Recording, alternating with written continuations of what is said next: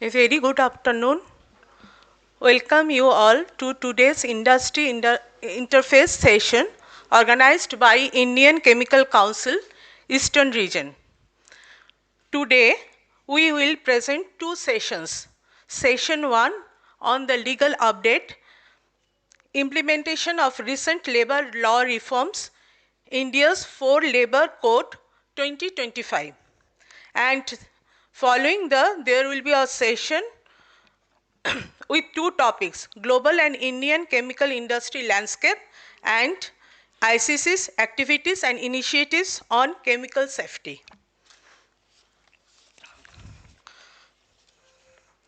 I invite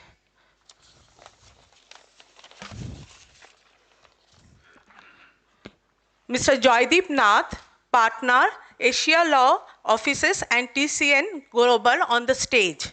Please, sir. May I now request Mr. Abhijit Ghosh, Director HR&CA, Bamalori and Kong Limited, to the stage.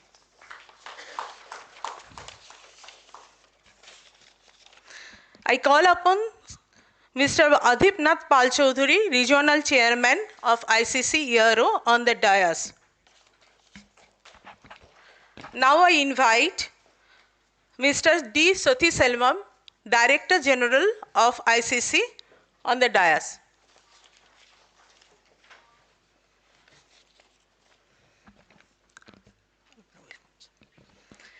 May I now request Mr. Adhipnath Pal Chaudhuri, Regional Chairman of Indian Chemicals Council, Eastern Region, and CMD Bamalori and Kong Limited, to deliver the welcome speech.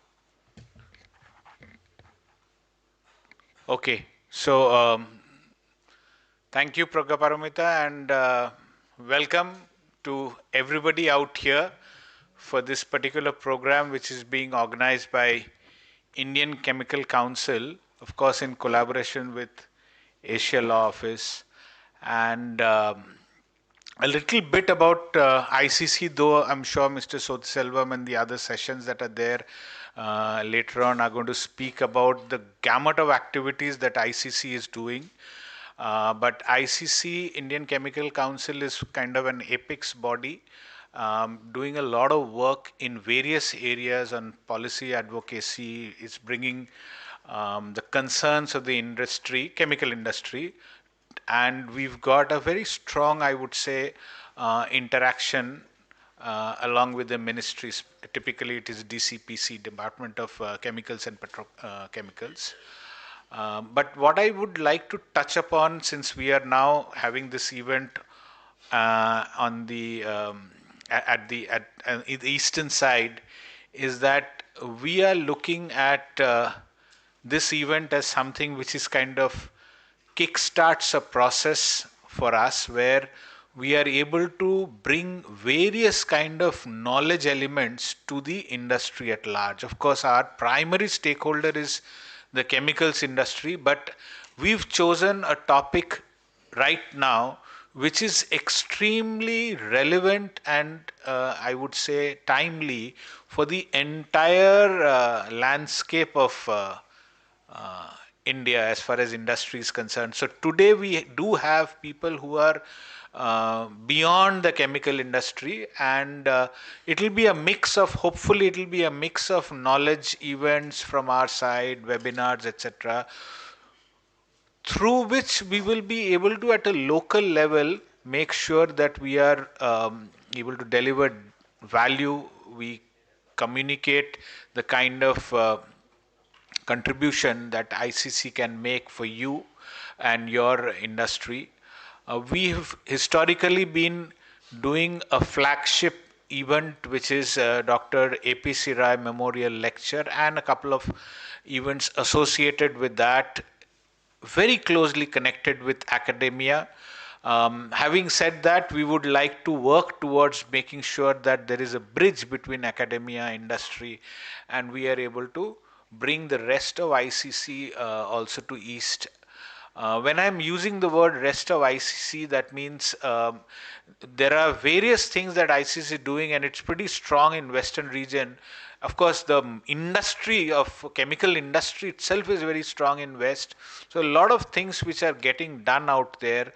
So we will be or will be attempted to bring in best practices. Today we also have Dr. Pranav Tripathi who's going to cover responsible care. So there are a lot of things that ICC is doing which we would like to take advantage of, because I think we've certainly we've been doing a few things, but as an industry we would like to take more and make sure that we are partnering along with the organization at its national level, make sure that we are keeping up step and keeping step, and then we are able to even at times lead. So I think this particular program for us, I think it's an opportunity for us to, in a very small manner, show a little bit of leadership, because this is of course a very relevant topic. As all of us know, many industry bodies are going about doing sessions.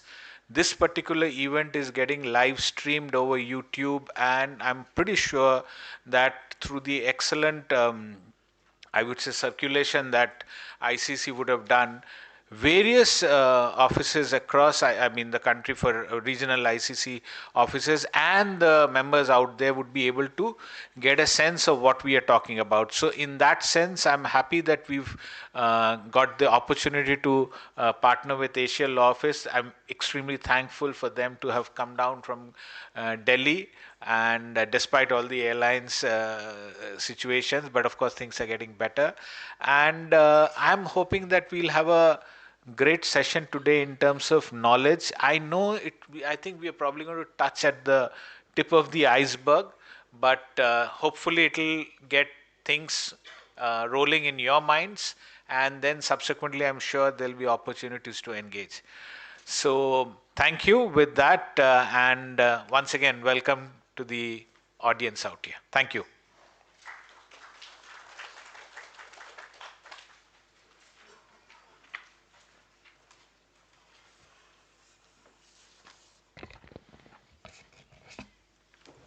Thank you, sir, for your speech.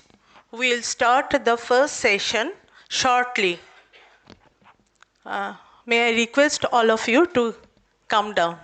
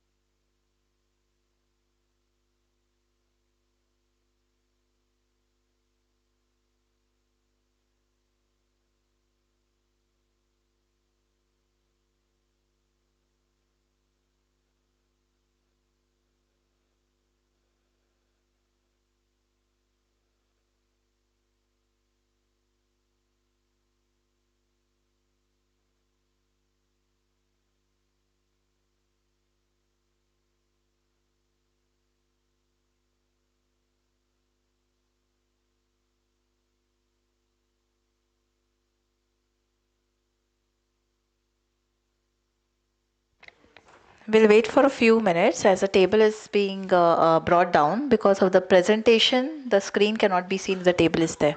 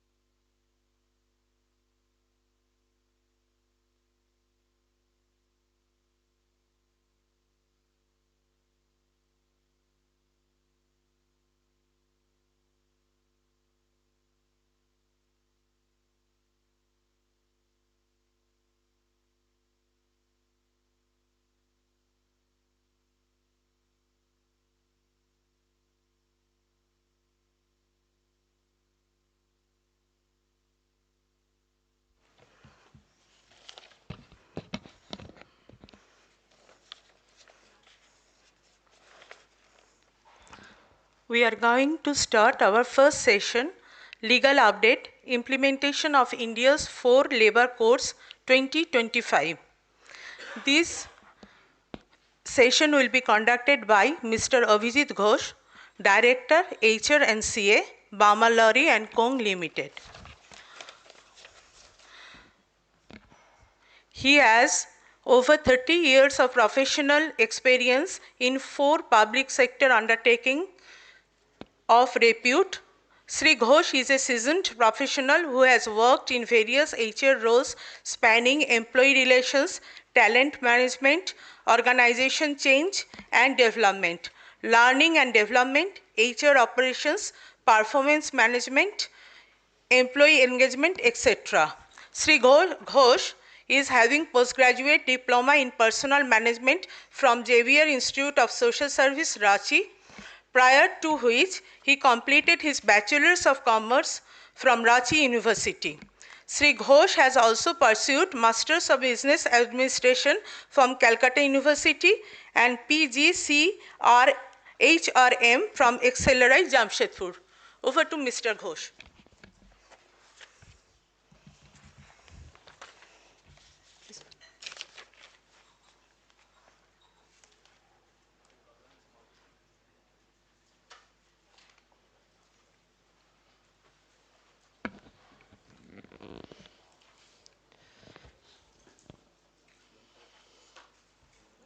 Good evening to all of you. It's indeed a pleasure to be in the midst of distinguished leaders from across industries. So before I won't like to take much time, but definitely I would like to just take the honors of introducing today's theme before this August gathering. Now 21st, as we all know, 21st of November 2025 has marked a red letter day in the history of Indian industries. And why so? The reason being that, am I audible? Yes. The reason being that that was the day when the 4 codes, the labor codes, saw the light of the day and it was implemented. And in fact, to say the least, that this particular day definitely can be termed as a watershed moment for the Indian industry. The reason being that, for the last so many years, we have been, sort of weighed down by labor legislations, plethora of labor legislations, which had its origin way back in the British era. And these legislations definitely, 75 years, 80 years have passed, and these legislations, albeit small changes, small amendments that had taken place in the interim, but they don't fit into the, the scheme of things as it is today. So therefore, from this standpoint, we definitely can say that the labor codes really is a welcome beginning. Why it's a welcome beginning? Because it is not only just simplifying the concepts, but most importantly, it is trying to, or it is making an attempt to sort of, simplifying the implementation of the labor legislations, which were a tough task and which was definitely within the purview of HR. Now it's not just HR. HR cannot just take the pride and prestige of really implementing HR. It is now, it's so simple. Now it has become so simple, and it will become much more simple. So that simplicity is basically very important, because understanding of labor legislations, and definitely the implementation will definitely become a more omnibus aspect. And definitely the point remains that with these labor legislations coming into force, definitely it will be business friendly. Not only business friendly, it will be people friendly. And therefore, we are at the perfect, we have laid down a perfect platform to set wings to Vikshit Atmanirbhar Bharat. So a reform of this magnitude, a reform of this magnitude, I think it is unwitnessed in the history of Indian industry. You name it and you have it. Like you see, it touches upon wages, it touches upon working conditions, it touches upon safety, it touches upon social security, it touches upon industrial relations and anything that you can think upon. So, but the point remains, and we all, this generation definitely is very lucky, we are very lucky that we have seen this massive change that is definitely beholding us. But the point remains that this change is not only offering us an opportunity, but it is also giving us a responsibility, a big responsibility. And the responsibility is to really put our hands together, take all stakeholders together and ensure a seamless implementation in the industries that we represent or in the companies that we represent. So, I am certain that these discussions will help each one of us to refine how we interpret and apply these changes within our organization. We are indeed fortunate to have with us Mr. Joydeep Nath, Ms. Asima Chabra, Mr. Timir Boron Chatterjee from Asia Law Offices. They are all experts in their own domain, and definitely it will give us an enlightening session whereby we can get a feel of and a concept understanding of what the labor laws really intend to. Mr. Nath and his team from Asia Law Offices will help us to decode the provisions, understand the intent behind these reforms and explore the real world implications for industry. With that, it is my privilege to invite Mr. Nath and his team to take the sessions forward. Over to Mr. Nath.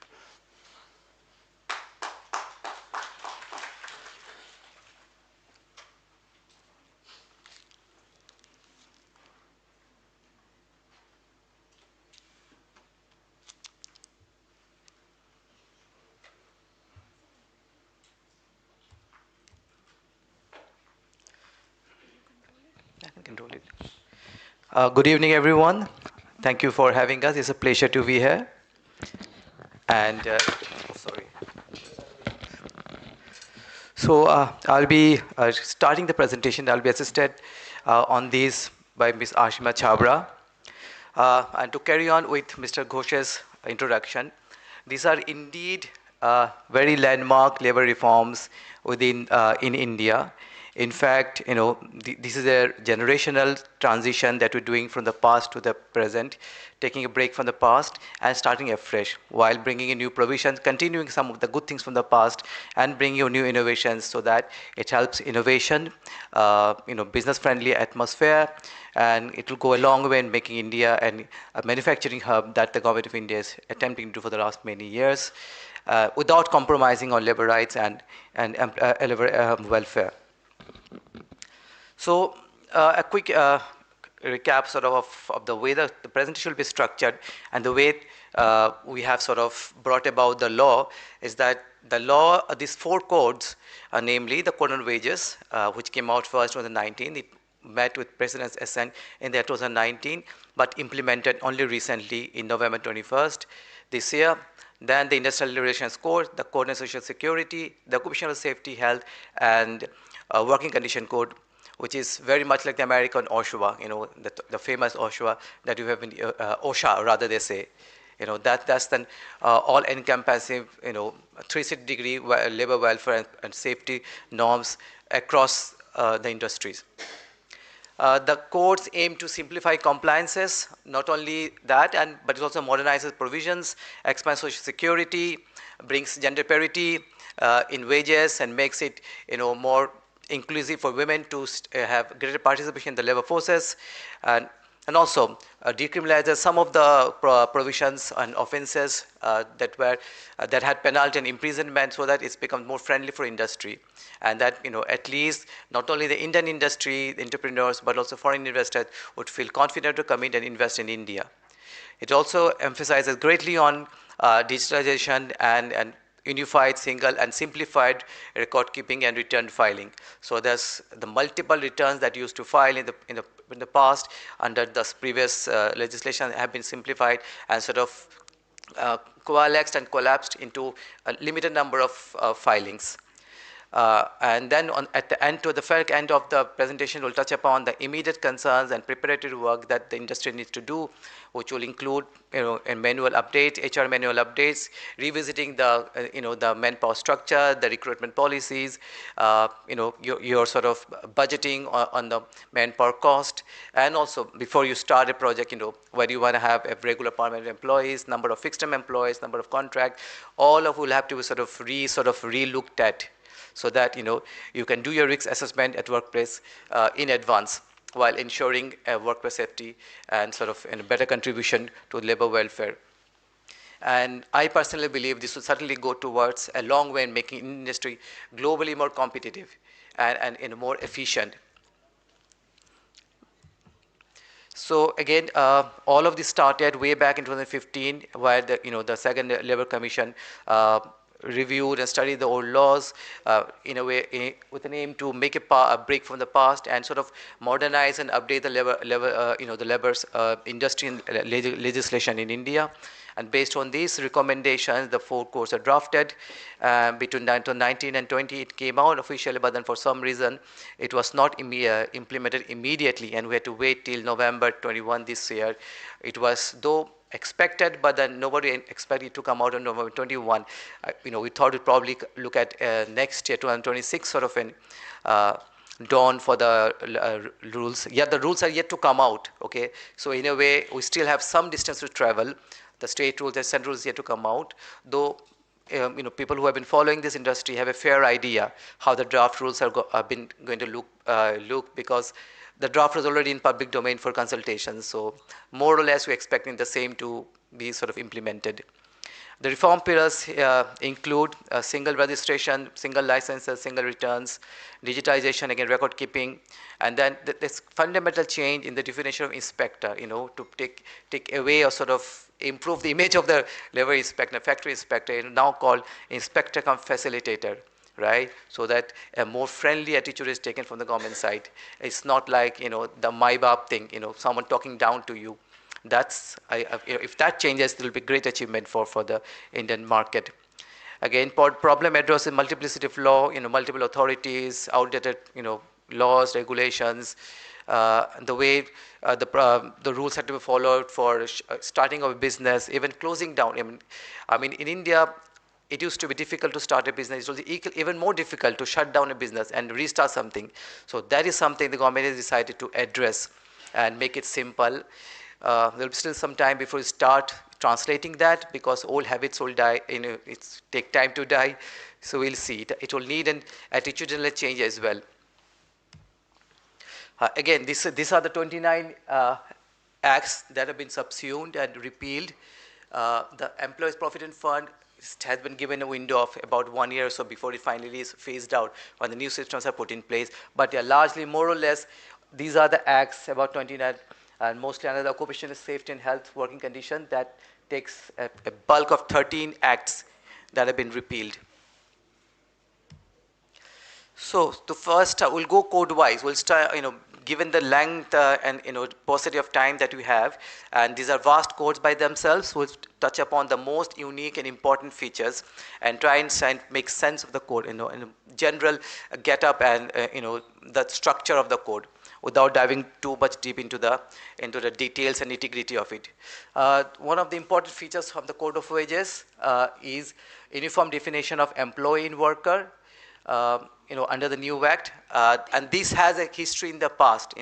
While worker would include your skilled, unskilled, semi-skilled, who are more of in a supervisory role. Those have been included, which is also keeping with the past. This is nothing new. And then the introduction of employee. Employee is a more global, all-inclusive definition. Yeah, and interesting, if you see, most provisions and requirements and obligation talk about employees. So its obligation is toward all the employees set as a whole, rather than workers. Of course, certain contributions and beneficial provisions are worker specific still, but yeah, the focus is now shifted from worker to employees per se. Again, there's a uniform definition of wages, where 3 fundamental elements have been identified as wages, which would be the DNS allowance, the retention amount, if any, and And these are the three, with the capping of 50% of total wages, right? So this prompts every industry to go back and revisit their salary structures, right? Because anything beyond 50% will still be added back to the basic wages. So all your remuneration or your sort of benefits and terminal benefits will have to be based on those calculations rather than making distinction. If you're heavily leaning towards incentivization, travel allowance, those will have to be revisited. And interestingly, they have also brought in the element of certain like travel allowance and incentives would be added back to the basic wage to find parity between man and women workers, so that there is gender parity ensured in the in the system. So that's it. It's a long detailed definition once you go through it. And so that's one thing that stands out for me, is this 50% cap with the parity, gender parity, that the government has tried to ensure in wages. Again, the concept of floor wages have been introduced for the first time in India. That's been reserved for the central government to fix a minimum floor wages that will apply across the industry, across the nation. The state governments are free to decide on the minimum wages like they do currently, but the minimum wages certainly cannot go beyond the floor. This is the bare minimum a worker or an employee has to earn, has to be paid, whatever he does in all its industry, in all employments. And we still don't know what this figure would look like. The government is yet to come out with it, but it won't be too high, but it certainly can't be very low, to take it back to starvation levels. That would be a negative. So if it has to be labor friendly, to be slightly higher. It just might increase the cost for the industry, but that's the general trend of the provisions. And there is a 5-year review period for every 5 years, central government will come up with a revised floor wages. So a floor wages is the bare minimum. This is the rock bottom. You cannot go below that. The state governments are free to decide for themselves and have a higher minimum wages, sector-wise, industry-wise, as is the norm currently. And again, interestingly, 7th of the month has been fixed as the day you pay your wages. I'm sure a lot of you will follow this cycle because that's the general trend. But yeah, there are certain places where the payment goes beyond 7th. That would be a sort of a breach of the law currently. And a lot of people are expecting that the state provisions will dilute this, which is unlikely. If this has to be increased, it will need a parliamentary amendment. The state government cannot change the 7th day, the target that has been fixed, because this is the basic act. Again, central floor to prevent state wages follow below minimum living standards. So idea is maybe they will link the floor wages to the living standards. That's why a five-year revision has been decided by the central government. Next, equal remuneration to all genders. That's been built into the act now. They're clearly calling out there will be no discrimination. Not only man, woman, but even for transgender. So that's a touch of modern sensibilities and DEI, as they say, lack of preventing discrimination, inequality, and inclusion. And of course, explicit non-discriminatory protections includes transgender identity. Overtime is payable twice at the rate of the standard wages. That has to be paid to all employees. Bonus eligibility is retained, but computation clarification has been provided how it is to be calculated. The rate is pretty much 8 and 1/3% as in the past. So that has not been tinkered with. But yeah, there is a detailed calculation mechanism that will be set out in the bonus chapter. Authorized deduction, expanded deduction also been detailed. Okay, and most of the first principal deduction is only for penalty if there is a breach of duty. So there's a very distinct call out of what can be deducted and nothing else. Everything else would be an illegality. So that brings about on the social security. And so ideally this intends to bring about parity, equality, and prompts the industry to relook and revise their payroll, their HR policies, their recruitment policies. This is also introduced the fixed term, which you do not see it here. You'll see in the next subsequent slide is the whole concept of fixed term employees who will also be entitled to gratuity, once they've served 1 year. So the whole contract labor recruitment, that will also have to be revisited. So I'll now invite Ms. Ashima to take you through the other two codes before I come back to.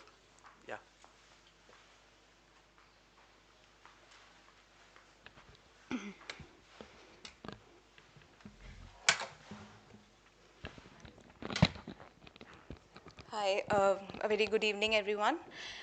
Thank you, Mr. Nath, for giving an introduction of the implementation of the labor codes and for giving an overview of the key changes on the code on wages. And before I begin, we would like to extend our thanks to ICC for organizing this insightful session. Going forward, the next code which has been prescribed is the code on social security. So in the previous slides, we have actually seen the laws which this code amalgamates. This code actually seeks to amend unconsolidated laws to extend social security benefits to all the workers, including workers in the organized as well as unorganized sectors. So these are some key changes which we have elaborated here briefly, which first being the inclusion of gig and platform workers. So this code has now formally recognized gig and platform workers by introducing new definitions of aggregators, gig workers, and platform workers. So aggregators such as food sharing, e-commerce companies will now may be required to financially contribute towards social security benefits of their workers. Seventh schedule of the code on social security also provides a category of the aggregators which will give the companies a clarity for the aggregators for which they need to contribute. There is also a mandatory requirement for registration for gig and platform workers. The gig and platform workers will have to register on the government portal, which this has been brought with the objective to create a verified database and clarity in returns of the social security benefits. So the next key change which we are looking at is the enhancement of the maternity benefits. So this code has introduced enhancement of maternity benefits to women workers as part of their maternity benefits, including work from home options and remote work arrangements. So the next key change is very important with respect to gratuity, which Mr. Nath has briefly touched upon, for fixed-term employees. So the employees used to, the companies used to hire fixed-term employees on without providing them the social security benefits. But now the fixed-term employees come under the provision of gratuity, and they are eligible for gratuity provided they complete 1 year of continuous service. Establishments with less than 10 workers can voluntarily opt for EPF and ESI benefits. This is a new introduction which was outside the previous regime. In relation to the EPF and ESI benefit, there is a common registration which is provided under the Social Security Code. The code provides for a unified digital platform which helps the employer in ease of compliance.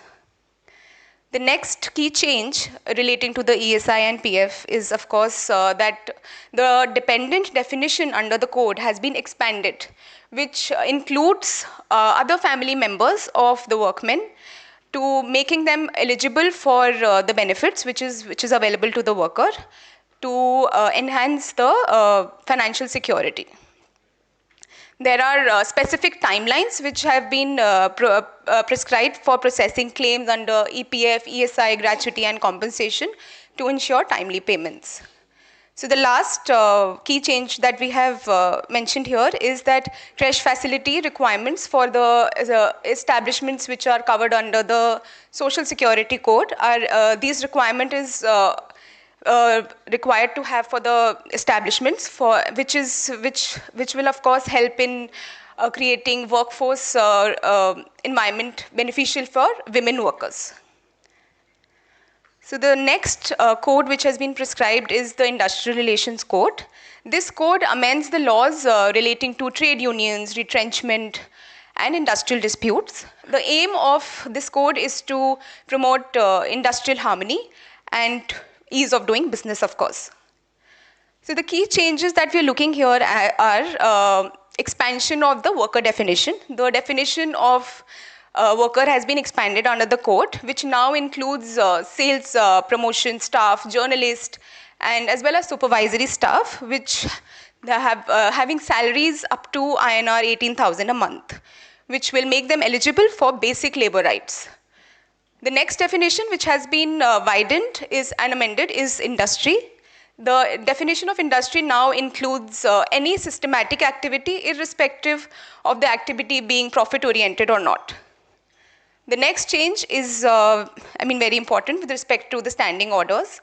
So any industrial establishment with more than 300 employees are now required to have a certified standing order compliance, which was earlier 100.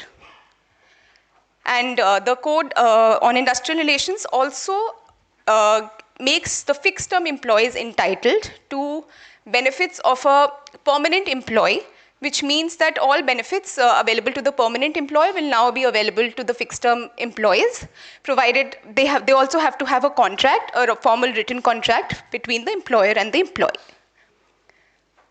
So the next change with respect to retrenchment is that there is a retrenchment fund which the establishment will have to provide to the workmen, which is equivalent to the 15 days wages of the retrenchment worker, which has to be given within 45 days of retrenchment.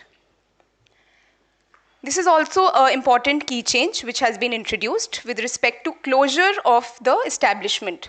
Any industrial establishment which is laying off or retrenching the workers or winding down, the prior permission is required from the appropriate government or department before retrenchment or layoffs, in case the establishment has 300 or more employees. This was earlier 100. And the establishments are required, it is a mandatory requirement to have a grievance redressal committee with the employees with the industrial establishment that has more than 20 workers.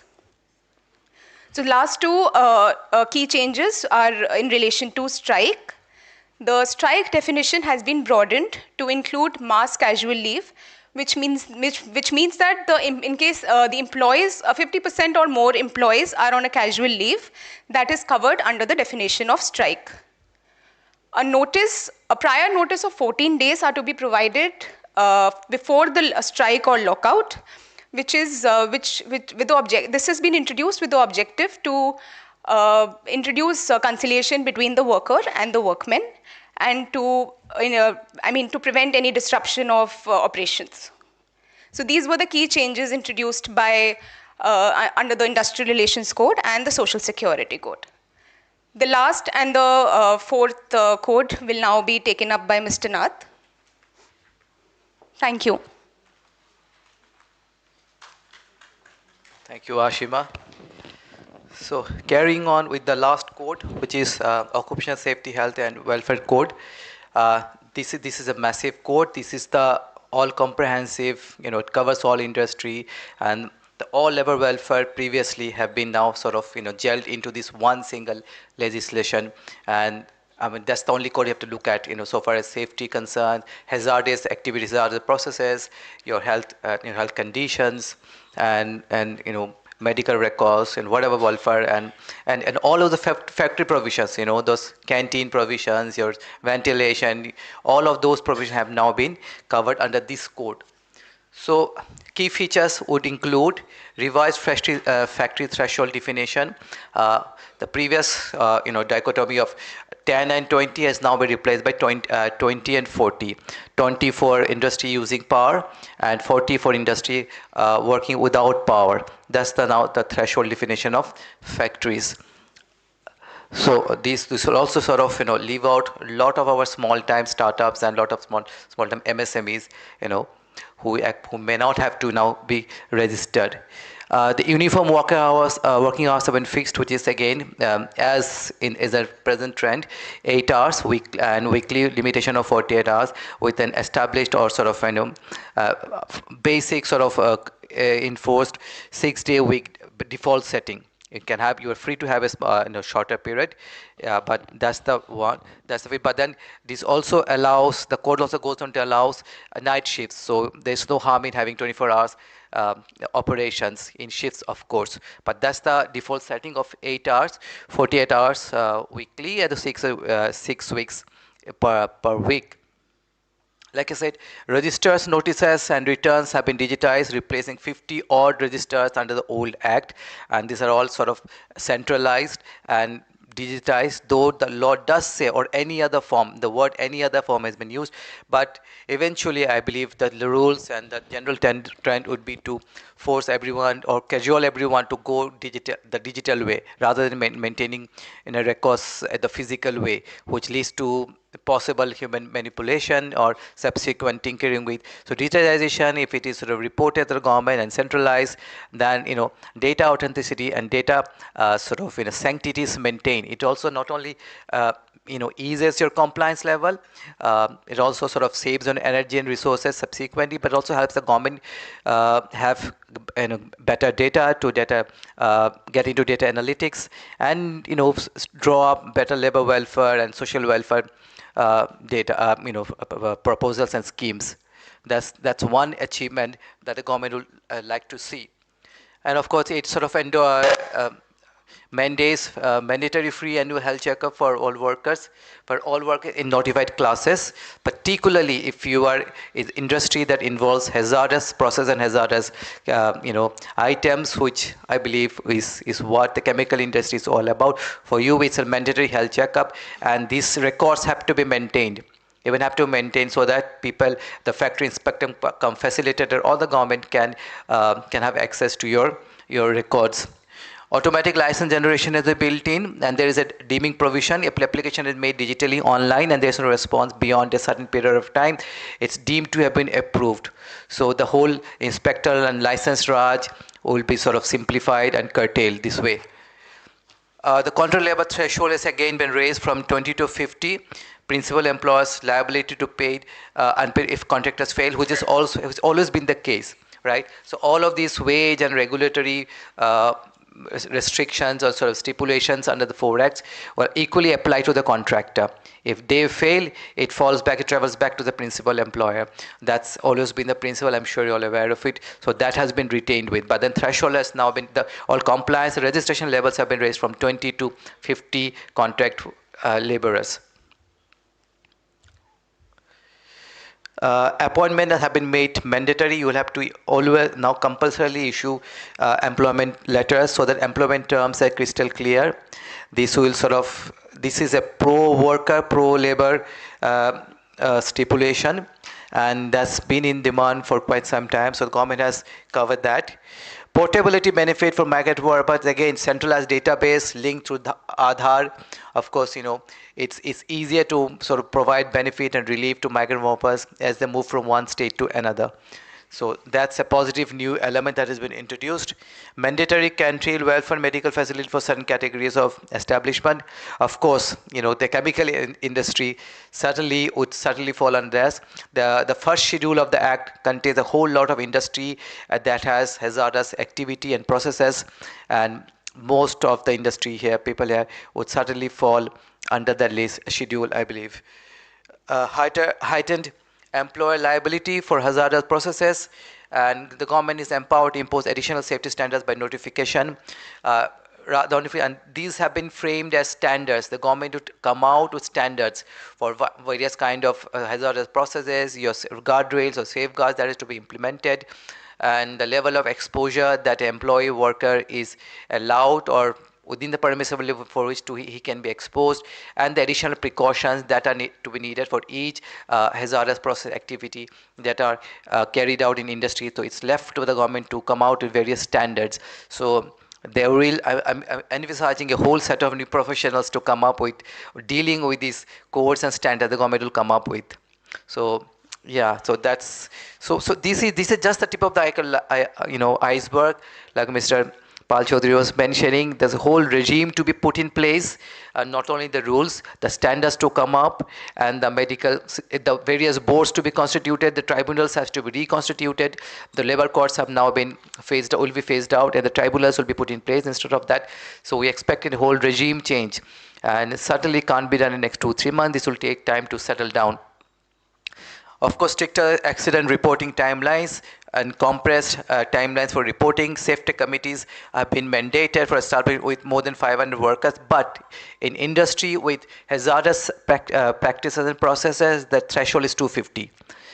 So if your industry has a hazardous process within the premise or happening, and you employ more than 250 employees, workers, you will have to do a mandatory safety committee and have a safety officer who will look into the safety protocols and safety restrictions to be placed and maintained and observed. Women permitted to work night shift with consent, of course. This will mean additional overhaul of the entire work environment and system. Your additional posh compliances if 24/7 operation allowed and night shift is allowed, and of course, again, this also brings in the work from home situation and maternity benefit. So all of this has to be mapped into the HR policies, the manpower structure that you have, and your payments and sort of accruals and sort of you're budgeting for it. Just before an additional point is that an additional right has been given to the worker. If a worker feels there is a process, a system or a machine that has an impending potential of causing danger to the system, they have a right to go and report to the occupier or the factory managers, who has to then investigate and find out that this indeed there is a danger and it has been remedied, and this has to be reported to the authorities. It's not, you don't see it on the slide, but this reporting has to be done. And even if you resolve and the decision is that there is no imminent danger or sort of apprehension of a danger or of the processor or the machines, the inspector can still come back and re-examining your report, how you have addressed that, that concern of the employees. That's a new feature that has been added here. So going forward, the way the transitional dilemma that we now see that has been voiced across board is that the labor codes are not fully implemented. In a sense, the state and central rules have not been put out. But like I said, the industry and the professionals will have a fair idea of the rules that the government will finally come up with, because the draft rules are out, except a few states. Majority of the states have come up with their own draft rules, as well as the central government. So we have a fair idea of the regime. Then we can clearly see there is a reduction of number of forms to be filed and maintained. There's a lot of the previous forms have been compressed into 1 or 2 forms, reducing the timelines for compliances and the compliance burden. And with focus on digitization, once the systems are in place, it will be much more automatic and simplistic, and also save on resources in the long run. Employees must continue under current register until the new rules come out. But I think it's a question of 2-3 months before the end of this financial year. I believe the formal rules would be notified.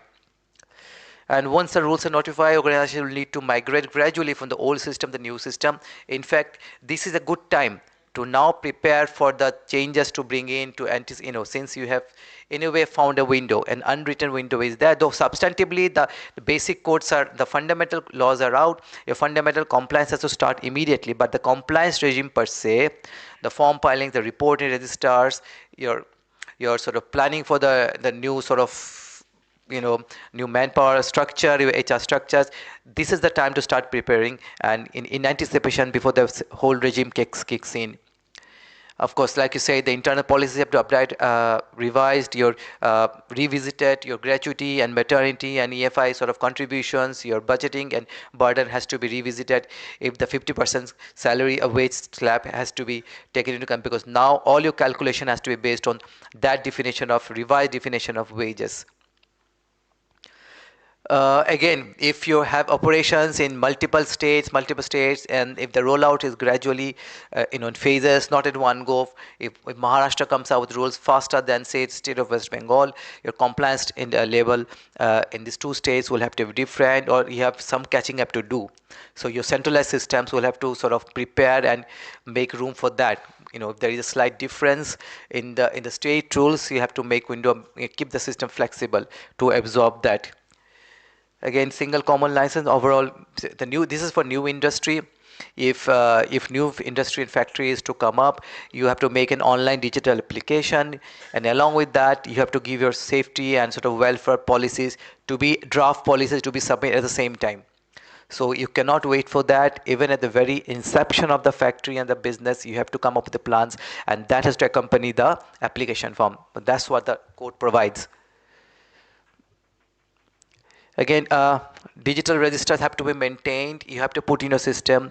Those who are still depending on manual record keeping have to now invest and put systems in place, because these you'll have to be, data has to be maintained. And if you read this with the data protection guidelines that has now been made effective this year, you have to again maintain data compliance and safety of the personal data. So all of that has to be kept in mind and sort of mapped together, since everything is gone digital.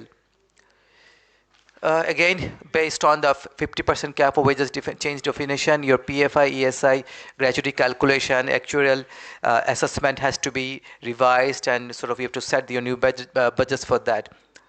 Payroll must align with the floor wages again, like I said, the floor wages and the state minimum. So if you follow the state's minimum wages, and that should take care of the floor wages. You don't have to separately depend on the floor wages. Yes, unless in some states where the state minimum wages are way below the floor wages, then you have to follow and comply with the floor wages rates. Again, fixed term employees, it's a two-way sort of, it's a double-edged sword. Do you hire fixed term employees or still depend on contract workers? Fixed term employee engagement will be helpful when you have a fixed project, a limit of a special project or sort of a special assignment. There you can have FTE, and with greater security for FTE employees, I personally believe that you have better access to talent. More and more people would be willing for fixed-term employees rather than turning away from this and in favor of more secure tenures. IR playbook, your playbook has to reflect the 14-day strike and lockout, and this is also incumbent applicable to the employees. This is not entirely compliance burden on the employer, but the employee has to now comply with the 14-day strike. Otherwise, all their lockouts and strikes would be illegal. So there is this window of 60 days and 14 days. The 14 days is the bare minimum that any workers or trade union has to mandatorily follow. Otherwise, they will be running foul of the laws. Again, this is for gig workers. Gig workers, something I don't think the chemical industry would have much of a concern of the gig workers, but rather contract workers and workmen as such. So that's pretty much what the industry needs to do in anticipation, and this is the window period that you have until the main rules come out. And I will now request Mr. Chatterjee, our senior founder, to at least sum it all up for us, and point out the takeaways of this session today. Mr. Chatterjee. Yeah, sure. Do you have 5 minutes? Just 5 concluding minutes, yeah, please.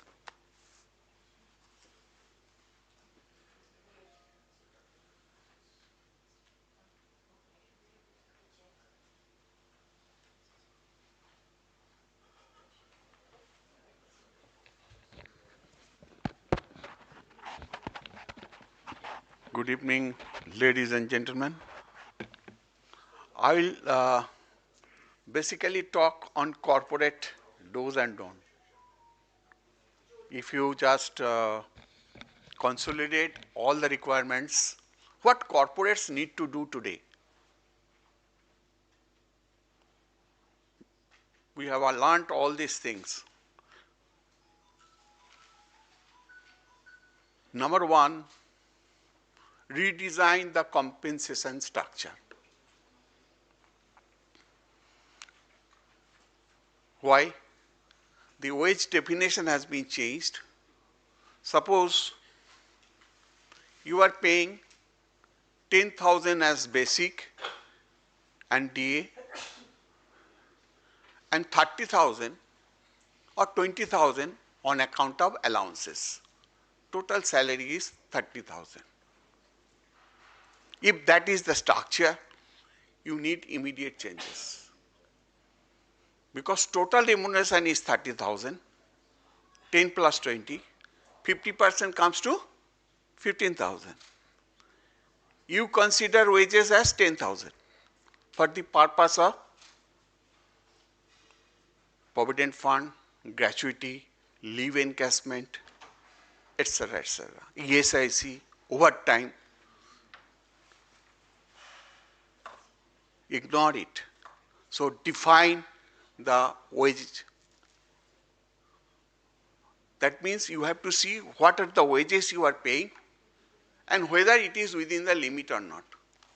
If you are within 50% or more than that, basic and DA,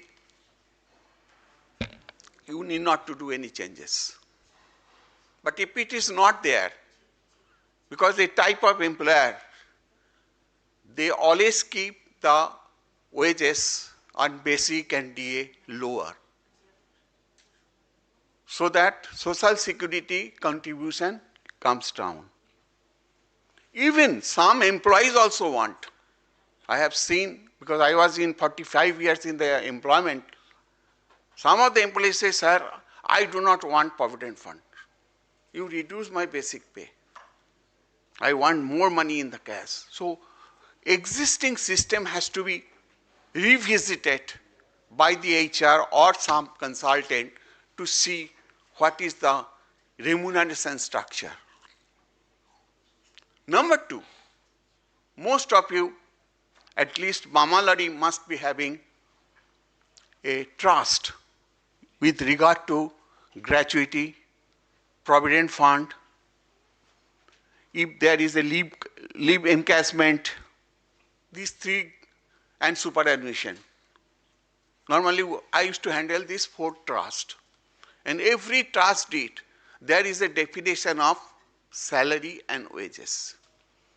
You have to alter those trust deeds by way of deed of variation and get it approved by the trustees so that you are allowed to pay, because you cannot go beyond trust rules. So trust rules has to be changed. Third, actuarial valuation. It's a very, very important thing. Your actuarial valuation has to be changed because the definition of wages have been changed. Therefore, your actuarial liability, that means future liability of your gratuity, future liability of your superannuation, future liability of your leave compensation is getting increased. You can ask me a question, why should I be considered? It is for the future. No. Most important question is, once this new wage code comes into effect, it is with retrospective effect.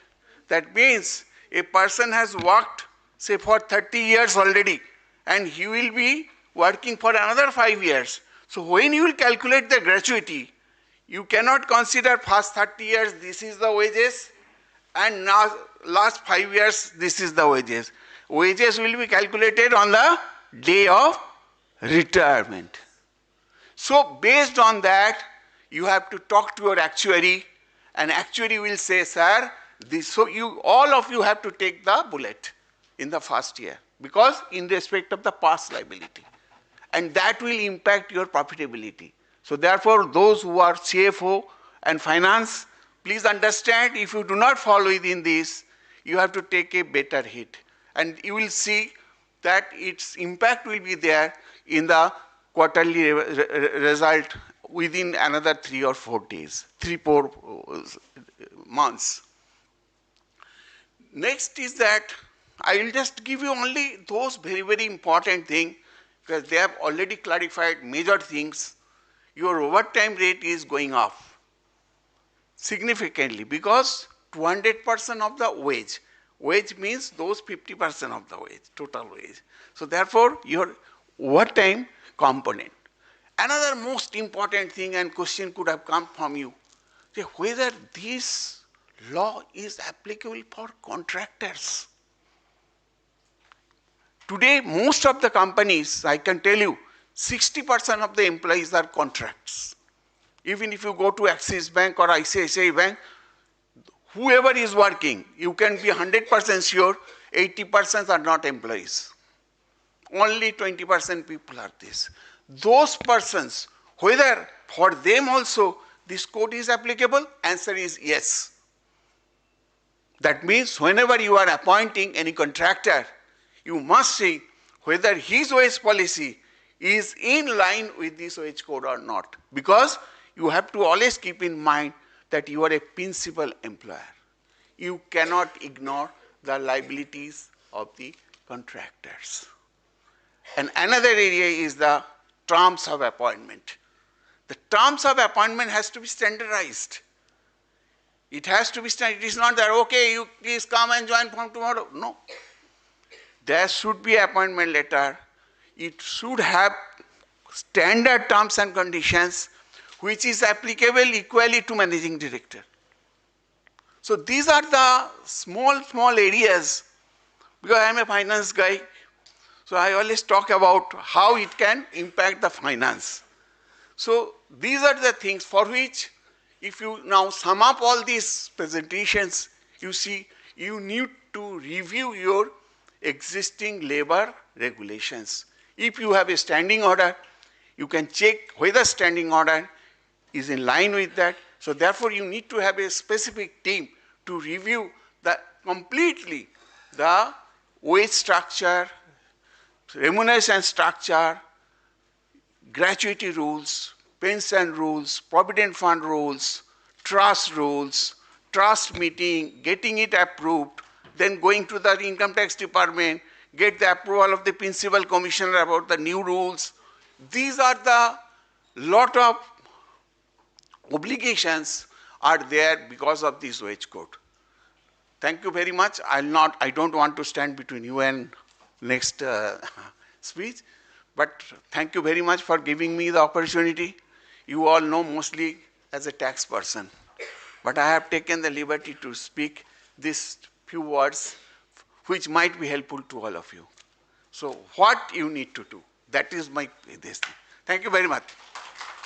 And if you have any question, you can ask.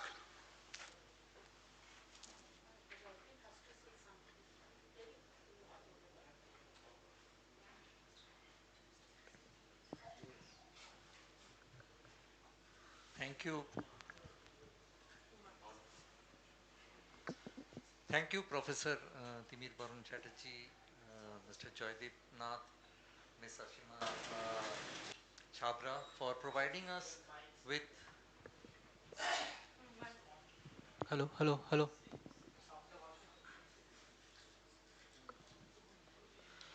for providing us with an insight on the key changes that the 4 labor codes envisage for. Now I would request that, some few questions, all of us have some few questions. So now the floor is open for some few questions, because the time is also a constraint. So can we have some few questions, please, to Professor?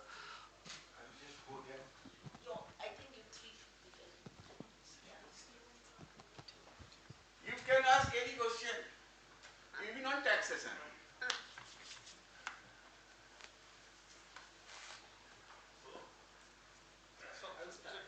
You can ask one question, sir, this additional liability which will be paid by the company will be allowed for personal income tax.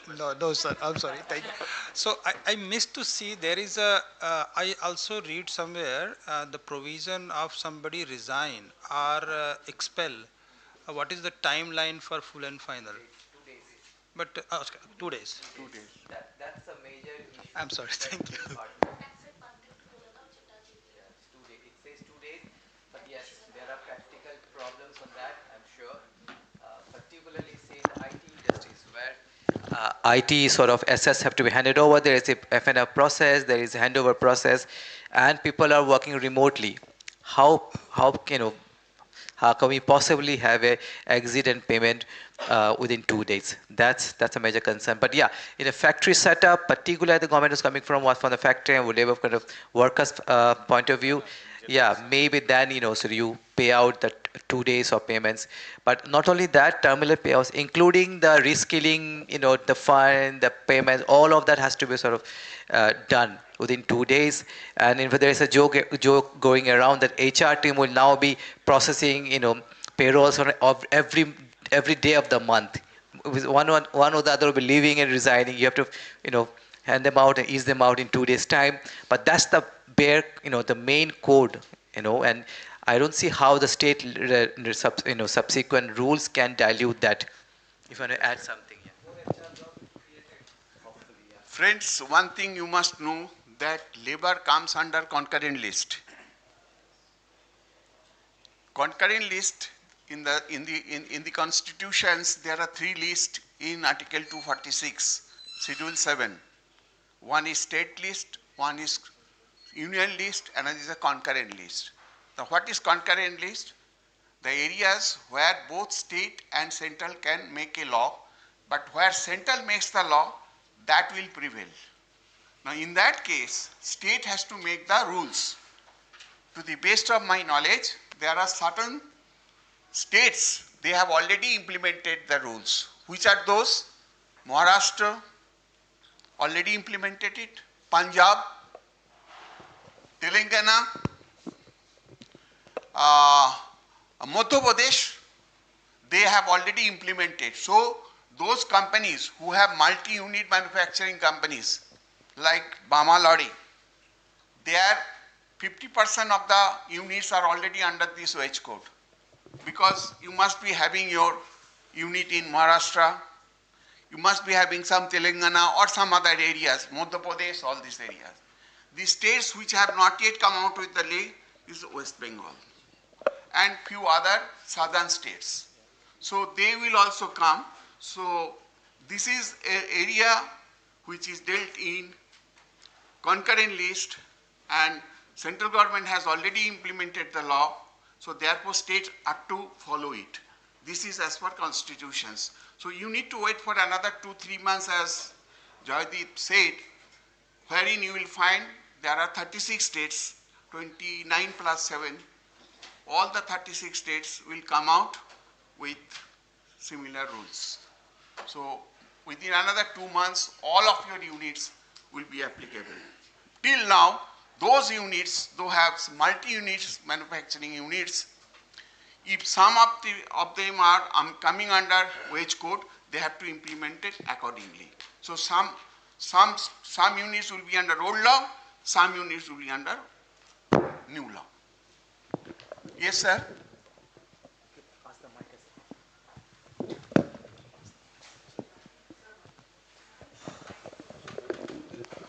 Okay, thank you. Yes, sir.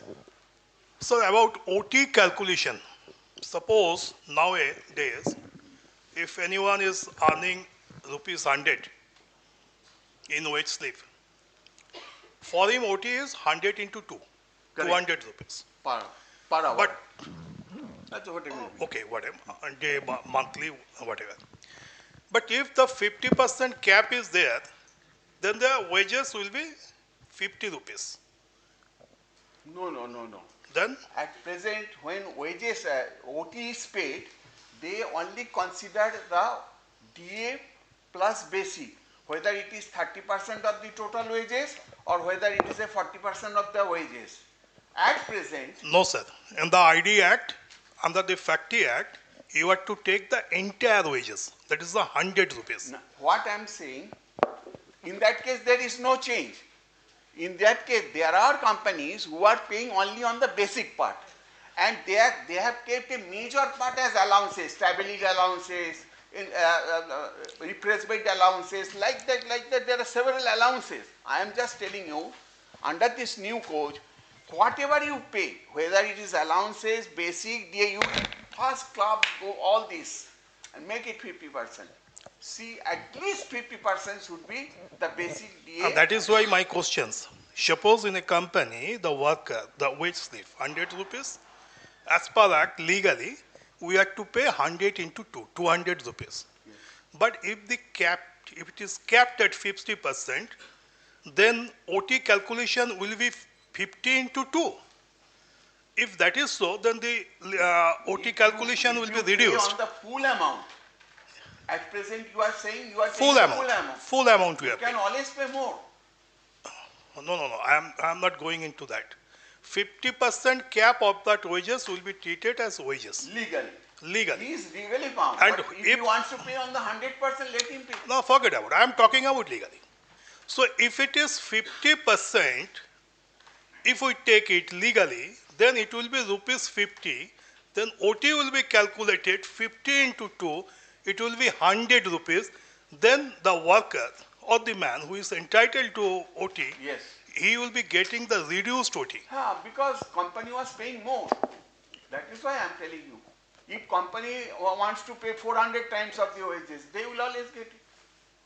What it is made, it is basically for MSMEs. They do not pay even 100% of the total wages. Please understand.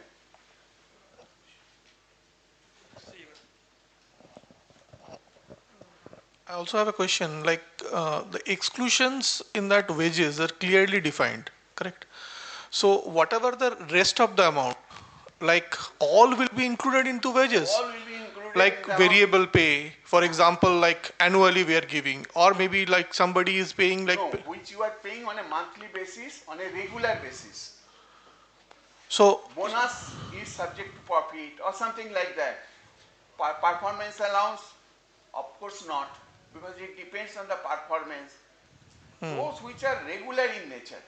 So you're meaning that monthly whatever fixed we are paying, Exactly. that will be part of that Yes, exclusion. yes. Whatever we are paying annually. Not LTC and others. No. Okay. And what about corporate NPS? Like we are also deducting amount from our basic as a 10% or 15%, whatever is the corporate NPS. So that is also goes to directly deducting from the corporate side, from the salary and depositing into corporate NPS fund. Corporate is contributing, not deducting. Corporate is contributing, yeah. Employees' contribution. Yeah. Employees' contribution. Employers' contribution. Same amount. Whatever employee is contributing, it will be equivalent to that under Provident Fund. Okay. That means for the purpose of employees' contribution, same wage definition has to be considered. The same as PF. Yes, yes. That's the basis. Okay.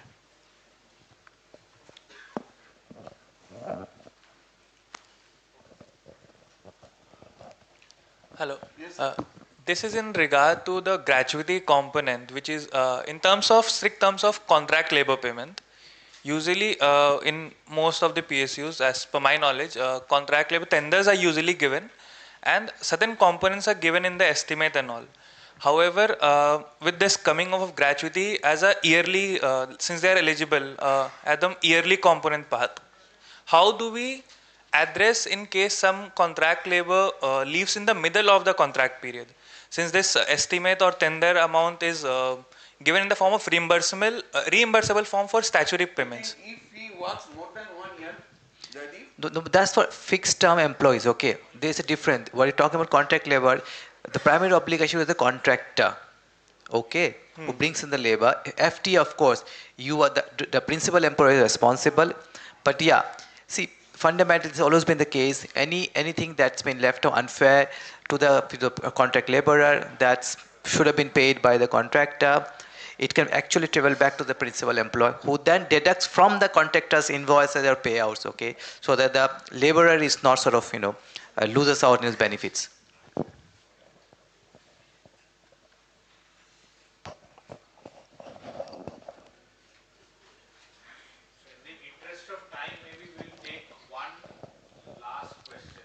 Sir, whether this labor law is applicable for the service sectors and logistics sector also? Yeah, I mean, there is no distinction. I think some courts only distinguish and leave out the state government in organization and and central government organization. Otherwise, it's broadly applicable to all industry. Okay. Same, I mean the same rules and regulations, same codes to be followed. Yeah. Everything. Okay. Other except hazardous processes where additional standards may be proposed later subsequently. Yeah. Is there any exemption categories? No, again, if you fall below the coverage of a small enterprise, like below 10 employees, there you may not register or comply with a lot of these codes. But then the net has been widened, okay? So, yeah, net has been widened, so it's supposed to be, pro-labor all across without discrimination. Thank you. So I think that was the last question, and thank you for having us. It was a a great interactive session with you all. Would be happy to distribute and share this PPT with you all. If you can have the, the mailing list and all, we can mail it out to you. Thank you.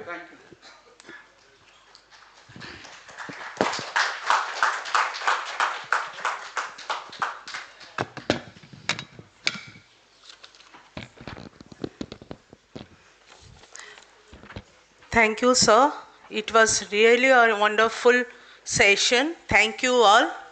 May I now request Mr. Abhijit Ghosh, Mr. Adibnath Palchaudhuri, and Mr. Sathi Selvam to hand over a token of appreciation to our guest.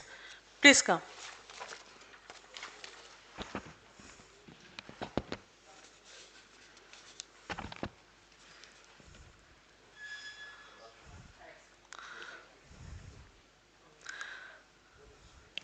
Kindly hand over a token of appreciation to Professor Timir Baron Chatterjee.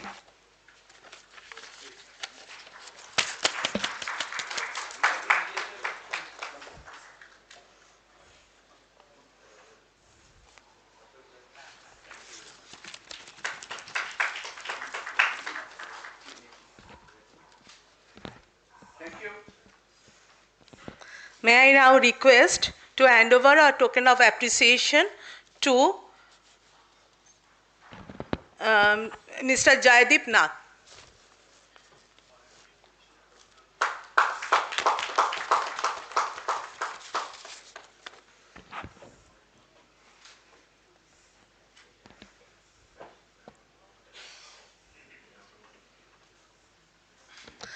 I request to hand over the memento to Ashima Chabra.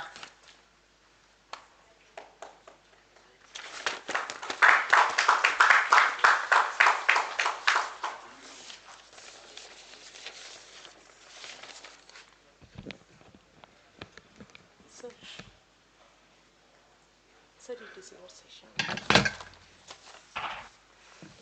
Just see. I'm here.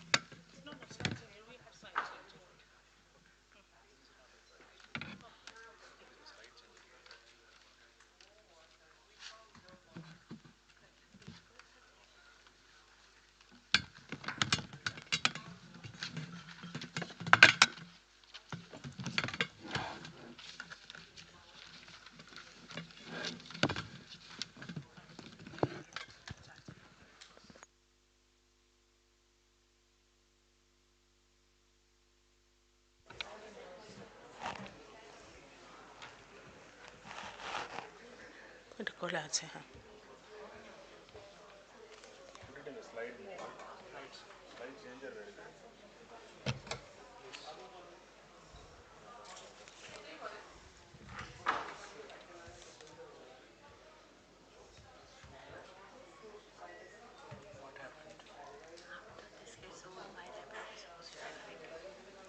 কি হলো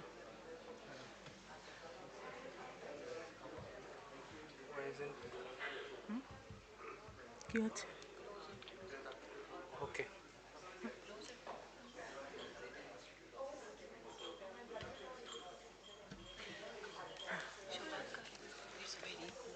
I have requested them, they are reducing. That's why I have taken the shot. এই তুমি এখানে এটা লাগাও আমারটা চলে যায়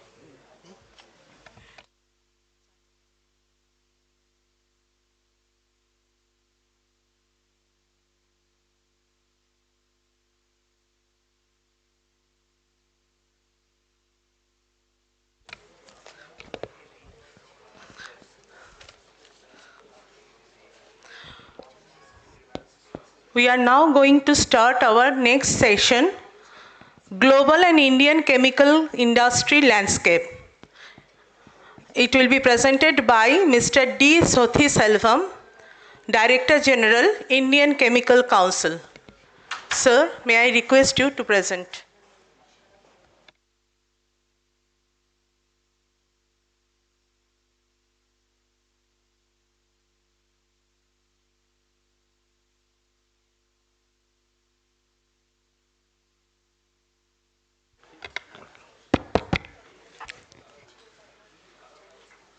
Column is there.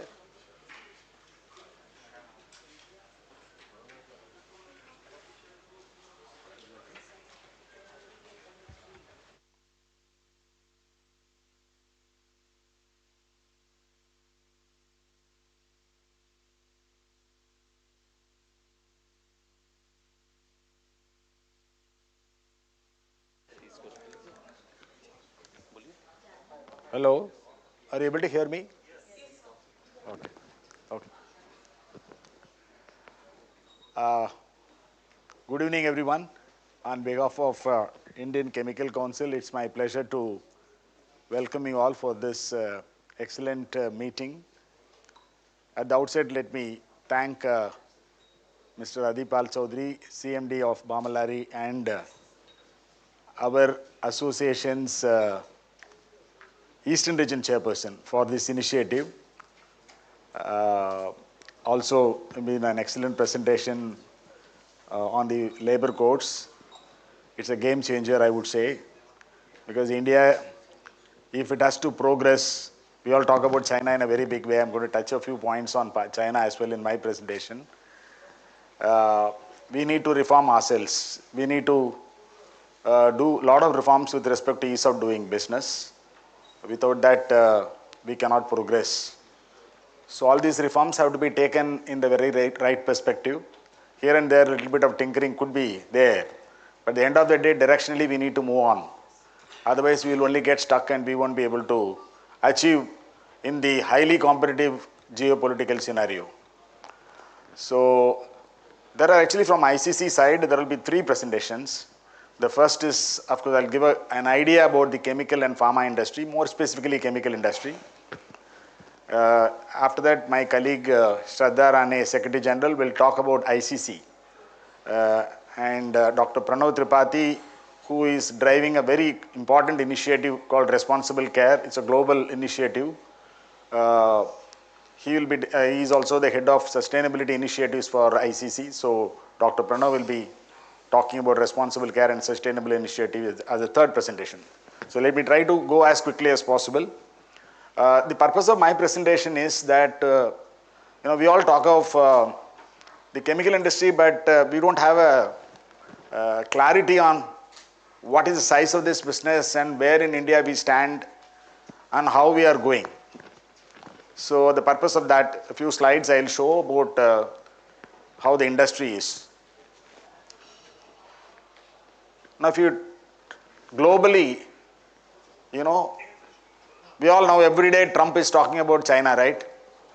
Because China has become a global manufacturing powerhouse. And they made use of the WTO regulations. They reformed themselves. They did a lot of things.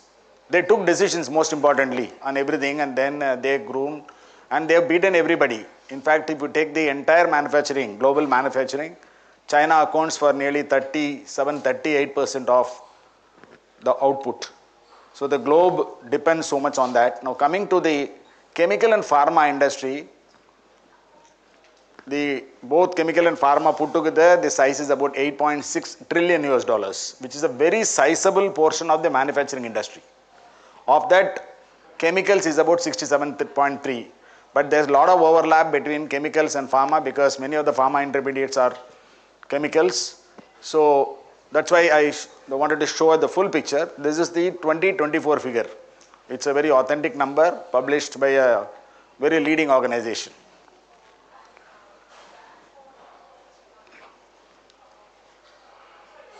Now coming to chemical consumption, where is it being consumed? The global chemical consumption is about 5.82 trillion. If you see, China itself consumes about half. 2.6 trillion is consumed in China. Many people think China is only exporting to the world. No, China is also consuming. How China can consume? Only if the people there, make money. That is, they, get in terms of income, they cannot spend. So this to just show that China is leading in consumption. It is not just that they are manufacturing and then putting it for the outside world. So other countries, if you see India, we are at about 197 billion US dollars compared to what China is, 2601. How many times they are bigger? More than 10 times. They are bigger than us. Even US is only 696 billion.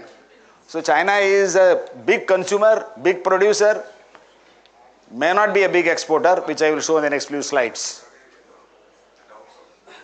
Now coming to exports, in the global chemical exports of about 1.8 trillion US dollars, the biggest exporter is European Union. It's not China. But China may hit India. We may be we also depend on China. For most of our pharma industry, we depend on China for the APIs, right? Otherwise, we cannot make the so-called drugs which we export to US.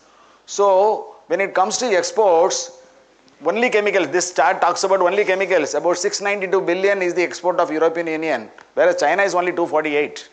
They also import. Every country imports also for converting into various finished products. The uniqueness of the chemical industry we all should appreciate is that it's not like automobile industry where we can count the number of models. It's not like any other industry where we can count the number of products. Here, the number of products are too many. US says it's around 5 lakhs. India, we say about a lakh, 80,000 to a lakh. So the very nature of chemistry makes it more complex. There are so many products. The innovation drives more products and more products will come. Chemistry is like that, and chemistry is also the mother of all industries, right?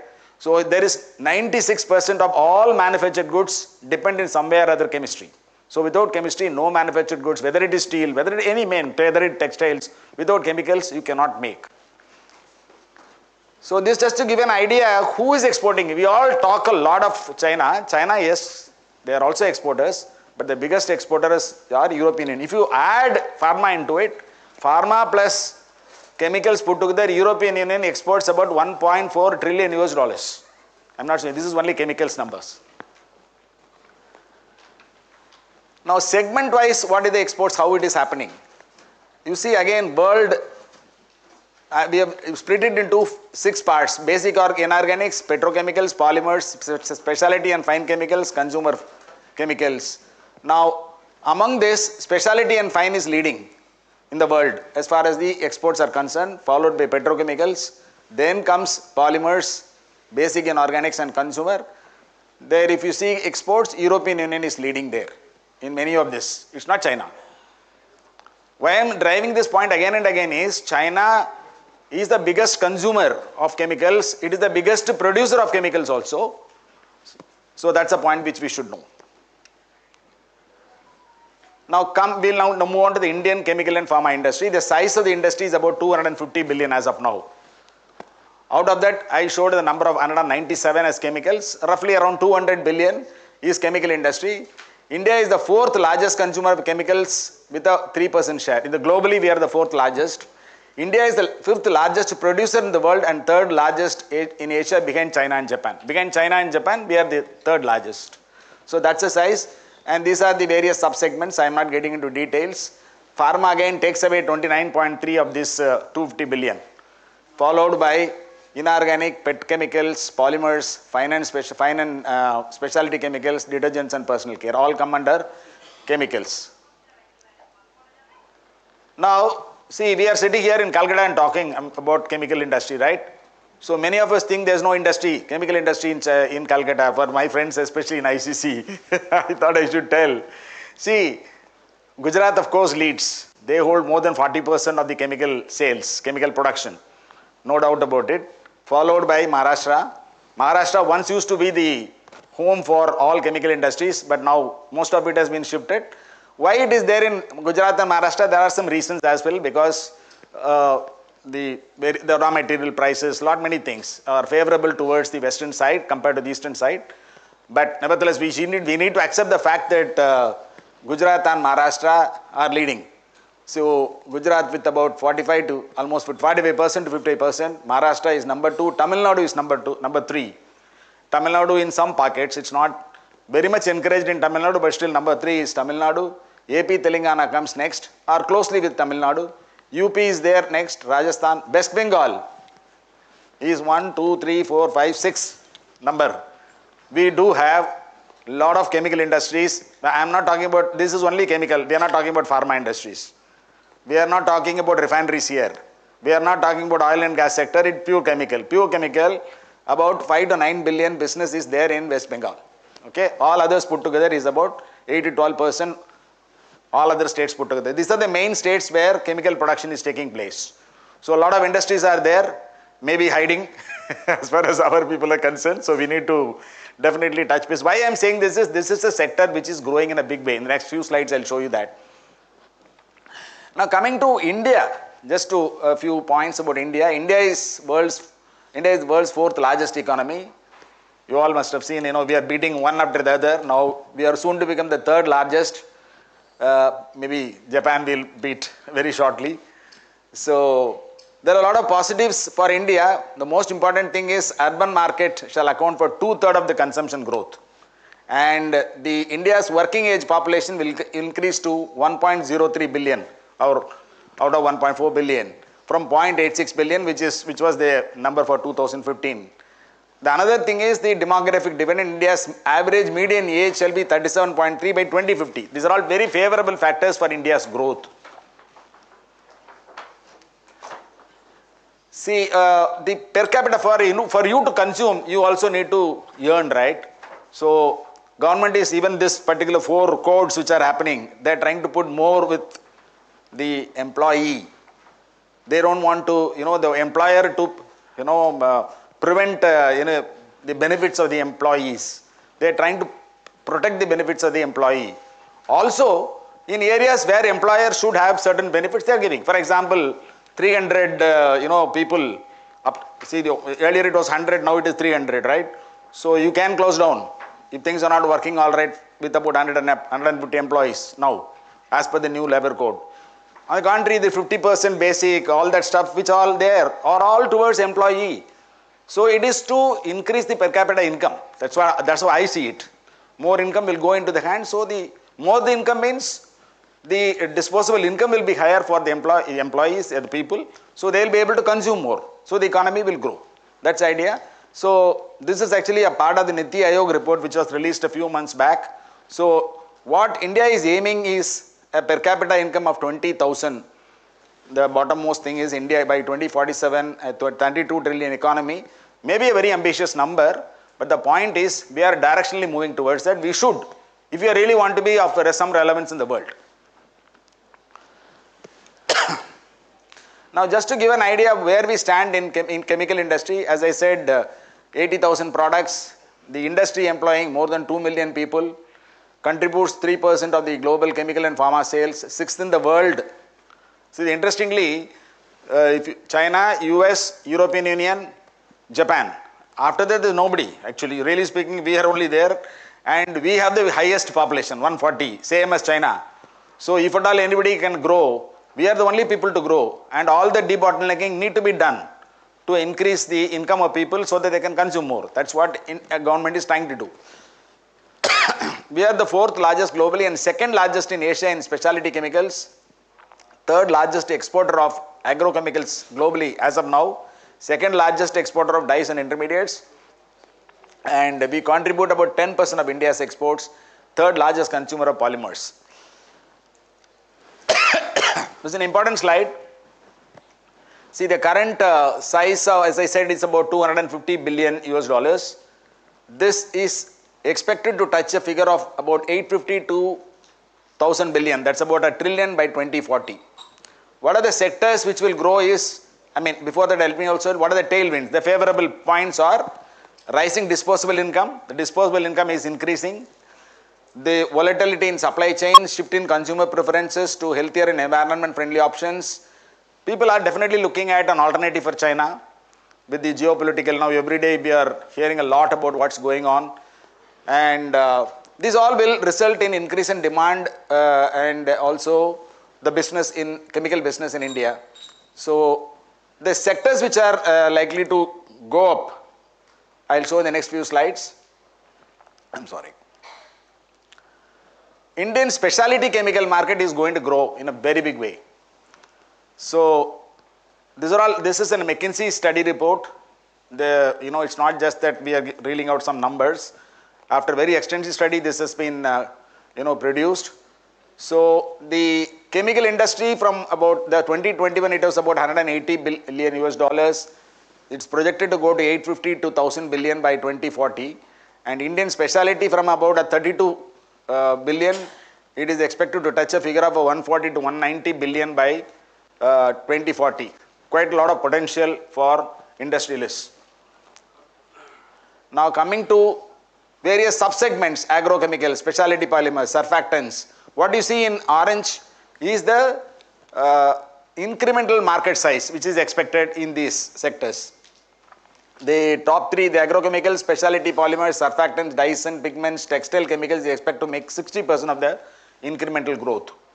So practically every specialty chemical segment is going to witness an excellent growth. Coming to the inorganic chemical, again it's going to double at the rate of about 10% growth, will contribute into 13%. This is another major area of growth as far as the chemical industry is concerned. Third is the petchem. Petchem is, that is petrochemicals and polymers. This is, of course, this depends a little bit on, very much on the feedstock availability, and government is working on that. May not be fully successful, but once that is sorted out, I think there will be a tremendous growth in the petrochemicals and polymers business. So this is the kind of growth which is expected with 11% growth. Basically, petchem deep will, India is a 57 billion right now. It is expected to grow at 11% growth to 350 billion by 2040.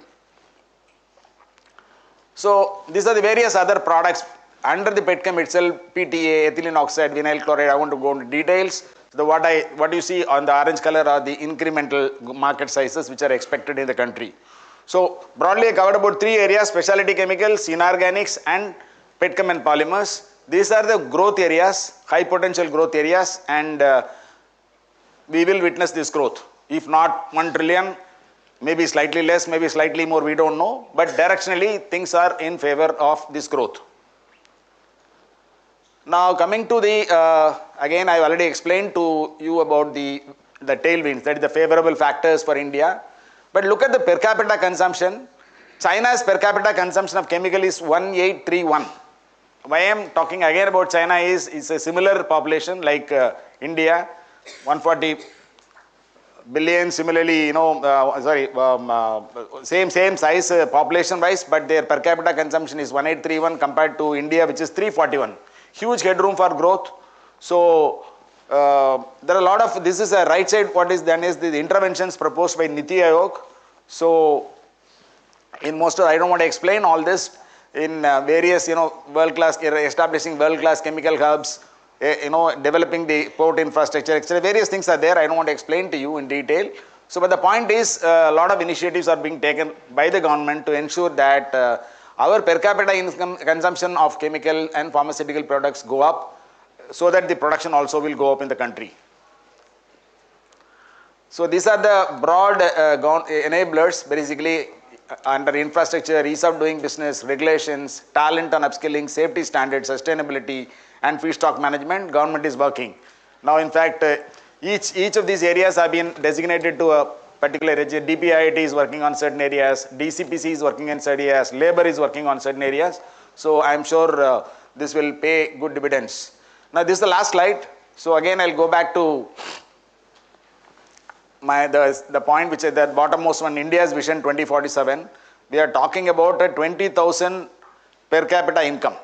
Okay, at this point of time, it may look unachievable, but just see the top. The GDP per capita of China in 2006 was around $2,100. India in 2019 is $2,100, separated by about 13 years. But in these 13 years, China has increased its global chemical sales and also its per capita income proportionate to that From about 14% to 40% it has gone. More than the chemical industry is about 44%, 43 to 40%, 44% globally of the global thing. China's contribution is around that. So what I'm trying to say here is, no one would have ever imagined that China would leapfrog like that. In about how many years? 16 years. We are only separated by 16 years. Things are possible. I don't want to, of course, these are nominal GDP values.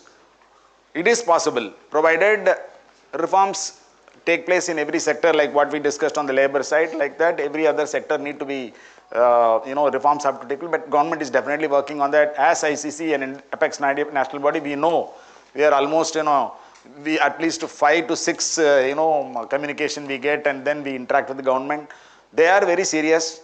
But I would only say, as a person representing the industry, I am very upbeat. I am quite optimistic that this industry will grow, and Eastern region will grow. And I always say, when I was working in Bamalari 5 years, I always say it's a place where there's huge potential,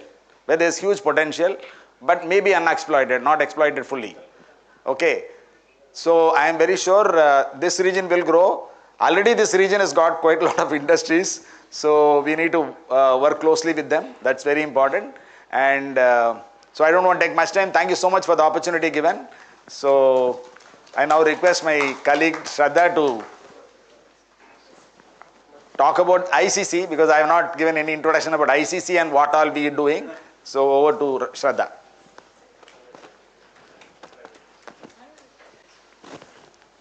Slide changer.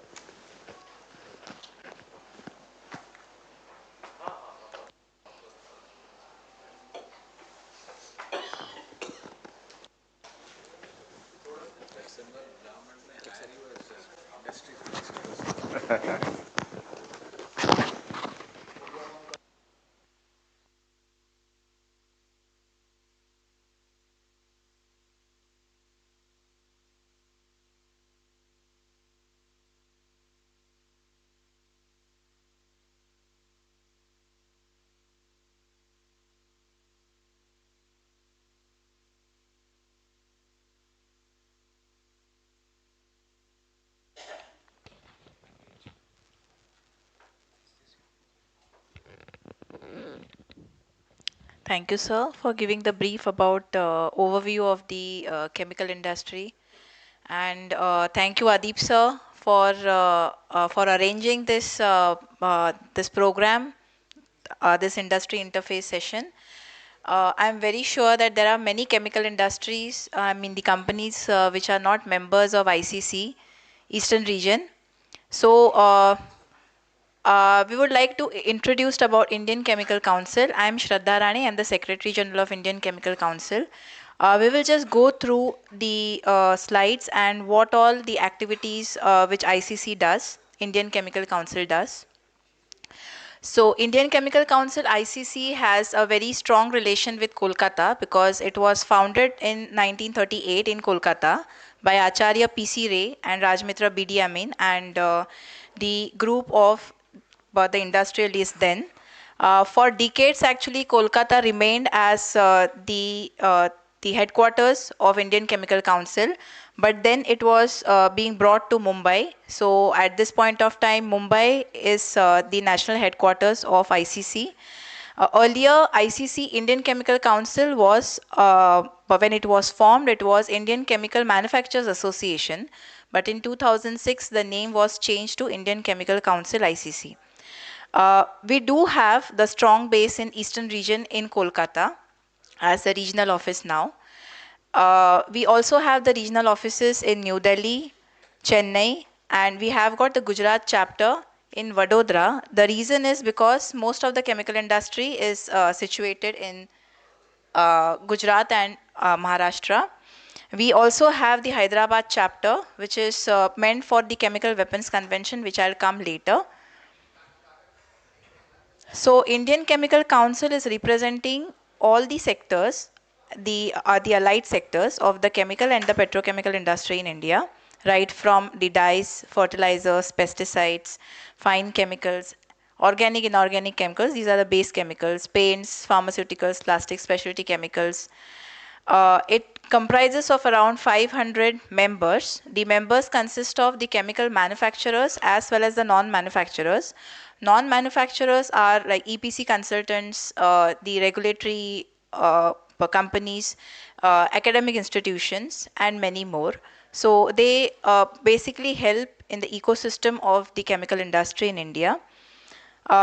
Here are a few of the many members of ICC, right from Reliance, IOCL, Deepak Nitrite, Tata, Aditya Birla, BASF are our members.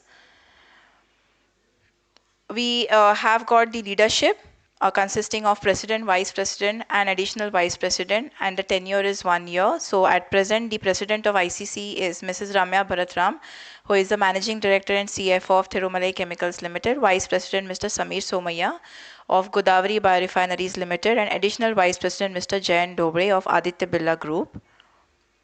These are our office bearers. We have got the regional chairpersons who head the regions of ICC Pan India. Mr. Adib Nathpal Chaudhary, CMD Bamalori and Company Limited, is the chairperson of Eastern Region. We do have the CEO level people who are there, the chairpersons of the regions. So these are a few services of ICC, the few activities which ICC does for the chemical industry. Basically, it does the advocacy and representation. That is, we interact a lot with the government, right from, DCPC, Department of Chemicals and Petrochemicals, is our parent department, where the Ministry of Chemicals and Fertilizers is there. We also interact with Ministry of Finance, Ministry of Commerce, DPIIT, BIS, and various other ministries in day-to-day issues, day-to-day concerns of the chemical industry. In case of any notifications comes to us in terms of the chemical and petrochemical industry, which is being put forth to all our members, and we represent them to the government. In terms of networking and collaboration, we conduct various programs, conferences based on various subjects, and in that we give the opportunity for our members to network with the other members, and of course the companies who are not directly related to the chemical industry but who help the chemical industry. In terms of awards and recognition, Indian Chemical Council conducts the awards presentation function every year, where we recognize the exceptional work which is done by the chemical industry in various areas, right from safety, health, innovation, responsible care, logistics, and many more. In terms of information and research, and the economic and statistical analysis are slightly related to each other, where we do the groundwork, the research work for aiding the government with the help of the knowledge partners, or without the help of the knowledge partners to a great extent, to help them make certain decisions and change certain policies. Standards and best practices, Indian Chemical Council actually helps the chemical industry in terms of standardization. Like for example, BIS, we do work with BIS and the various agencies of the government.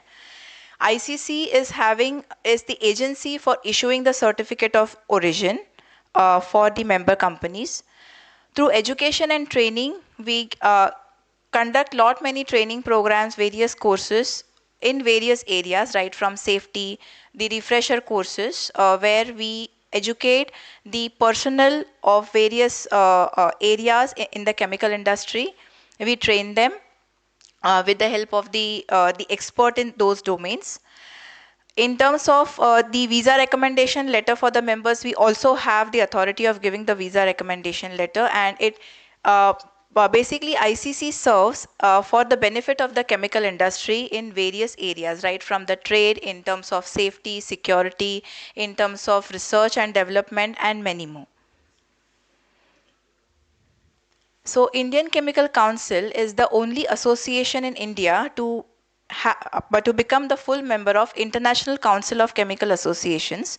International Council of Chemical Associations is the association of the global association of all the chemical associations in the world, and ICC is the full member of it. The president of ICC represents to the ICC-A board, and we have got DG and the past presidents and the various experts on the ART, that is the Association Roundtable of ICC-A. ICC officials as well as the members of the chemical industry are representing these leadership groups of ICC-A, which is the International Council of Chemical Associations.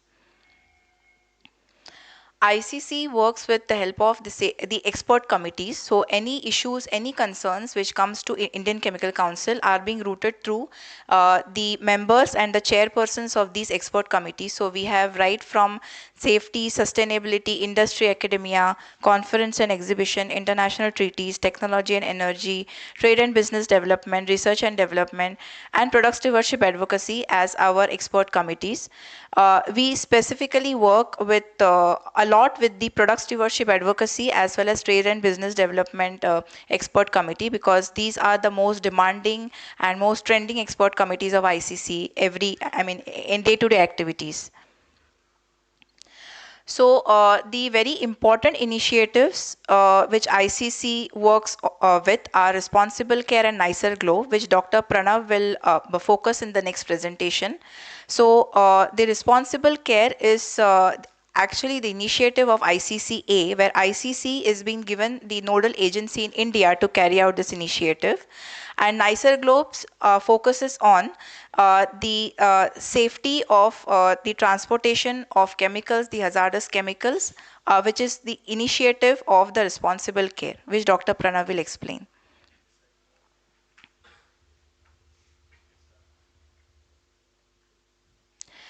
So Indian Chemical Council is one of the party in the Indian Phosgene Council. Now this phosgene is a very important product which is of much concern for the chemical industry, as it's very hazardous.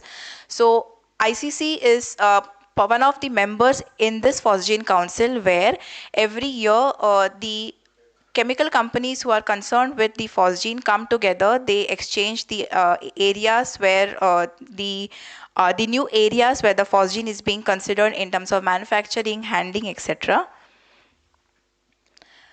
Similarly, ICC is also the part of the India bromine platform, where the bromine is one of the essential chemicals which are finding the wide applications in the chemical industry, where with the help of the other members, similarly like the Phosgene Council, ICC with the other members work together for the benefit of handling and the manufacturing of the bromine product. ICC is one of the party for this project WeChemi. So this is a very unique project, which is the CSR initiative of BSF, one of our member companies, with Somaya Vidyavihar University, which is the education partner, where they give training to the underprivileged girl students. And after the training, these girl students are being made eligible to work in the chemical industry. So Indian Chemical Council is a third party to it. We are the facilitators for the internships or the jobs for these girl students in the chemical industry. So Indian Chemical Council amongst its many initiatives have signed the MOU with the Central Bureau of Narcotics, which is headquartered in Gwalior. The basic objective of signing of the MOU is to fulfill the objective of the Central Bureau of Narcotics, because they work for the benefit of the chemical industry in terms of manufacturing, handling, to check whether any misuse of the products which are being used in the narcotics are being there or not. So ICC is aiding these objectives of Central Bureau of Narcotics, where we also conduct the awareness programs with the chemical industry and make them understand that in case if they are manufacturing or they are handling the scheduled chemicals which are coming under the purview of the narcotics, then they have to monitor it very properly, very vigorously. ICC has also signed many MOUs with the national bodies, including the academic institutions. We also have the MOU with GEM Portal and IESA, which is the India Electronic Semiconductor Association. Then ICC has MOUs with these international bodies, right, from American Chemistry Council, CEFIC, the Port of Antwerp, ICTA, etc. So the most important activity which ICC does is it's the nodal agency of fulfilling the objectives of the National Authority Chemical Weapons Convention. Now the whole story had started by OPCW, which is the Organization of Prohibition of Chemical Weapons. It's an international body which takes care of the destruction of the the products which are used as the chemical weapons. Specifically the scheduled chemicals, the schedule 2, schedule 3 chemicals, where OPCW has got the member states. India is one of the member states of the Organization and Prohibition of Chemical Weapons. In India, the national authority, which comes under the Cabinet Secretariat, fulfills the objectives of this OPCW in India, and Indian Chemical Council has been appointed as the only nodal agency in India which works for fulfilling the objectives of National Authority Chemical Weapons Convention in India. Now what we do is we conduct the awareness programs for the members, for the non-members, pan-India. We conduct usually 20 more than 20 the awareness programs in all the regions with the national authority, where we make the members, the chemical companies, aware that in case if they are manufacturing the scheduled chemicals which are coming under the schedules of the Chemical Weapons Convention, then how to properly handle those chemicals, how to monitor them, and in case if any abnormal usage or any misuse of the chemicals is being observed, then that has to be directly reported. As well as they have to declare the chemicals, these scheduled chemicals which they are manufacturing or handling. So we have got 4 help desks in India. Those are the ICC-CWC help desk in Vadodara, Mumbai, New Delhi and Hyderabad, where the in charges there work closely with the national authority, the cabinet secretariat, which directly comes under the PMO's office, to make the chemical industry aware of these chemicals. So these are certain features of National Authority Chemical Weapons Convention which ICC conducts. Then these are the awareness programs. Now Indian Chemical Council was very fortunate and the first ever chemical industry body to receive the OPCW 2024 OPCW, the Hague Award, where this was being given to ICC for its commitment and exceptional contribution towards chemical safety and security towards achieving a world free of chemical weapons. Now, no other chemical industry body has won this award ever. ICC was very fortunate to receive it. ICC has got its own mobile app. You can download it for getting the notifications of the various events, training programs of ICC. ICC also publishes uninterruptedly its in-house journal, that is the Chemical News, which goes to the who's and who of chemical industry in India and the veterans of the academic institutions. The important part of what ICC conducts, the activities are, ICC conducts many programs, many training programs, many conferences, summits, workshops for the chemical industry and the allied industry. The major ones are Annual India Chemical Industry Outlook Conference and Exhibition, which is the biggest chemical industry conference in India, which is being conducted every year in Mumbai. We conduct the Sustainability Conclave in Delhi every year. We conduct the annual seminar and ICC annual awards presentation function every year, where we get the nominations from the chemical industry pan-India. So with lot of scrutiny and the level of analysis and then shortlisting, these awards are given, which I have already explained earlier. ICC also conducts Industry Institution Partnership Summit, where we bring together industry and the academic institutions, the CSIR laboratories, where they pitch in the technology or innovations which they have done to the chemical industry, to know for the chemical industry what the academic institutions are doing for them, so that any problems which are being faced by the chemical industry can be solved. We are also conducting the program, the conference on the logistics, which is the Nicer Globe Log Next event, which Dr. Pranav will be explaining. Then one of the most important event in the eastern region is Acharya Prafulla Chandra Ray Memorial Lecture, which is conducted every year on 2nd of August in Kolkata. Apart from this, we are also conducting the various refresher courses in various areas which I have already explained, right from the R&D conference to the refresher course on chemical engineering for plant personnel. In case of safety and environment, we also conduct the training program where Indian Chemical Council has curated a very beautiful course with ICT Mumbai, and this is being supported by Department of Chemicals and Petrochemicals, Ministry of Chemicals and Fertilizers, and we do this in every industrial cluster physically pan-India. So we also conduct the basic chemical laboratory safety practice course as well as various other certification courses.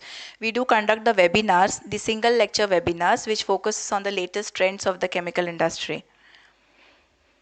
So these are the few glimpses of the flagship events, where in the Outlook conference we have around 700 to 800 CXO level people coming under one roof in the 2 days. We also have an exhibition where the Department of Chemicals and Petrochemicals, the government's participation is much along with the industry members. The glimpses of the sustainability conclave, where it's basically the departmental event, the DCPC event where DCPC promotes this event actually, and we get the participation right from the ministers to the senior officials from the government. So a few glimpses of the ICC Awards annual presentation function. These are the glimpses of the Industry Institution Partnership Summit. So the next Industry Institution Partnership Summit will be held on 23rd of January 2026 in Chennai. The glimpses of the logistics event of ICC. These are the glimpses of the Acharya Prafulla Chandra Ray Memorial Lecture, which was concluded last year in August.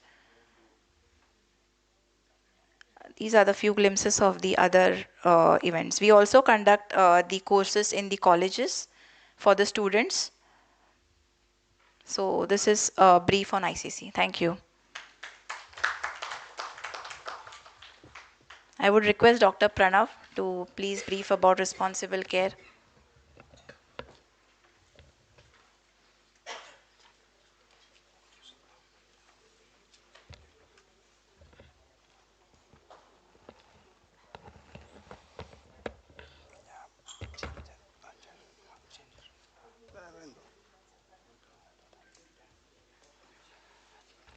Thank you, Siddha. So,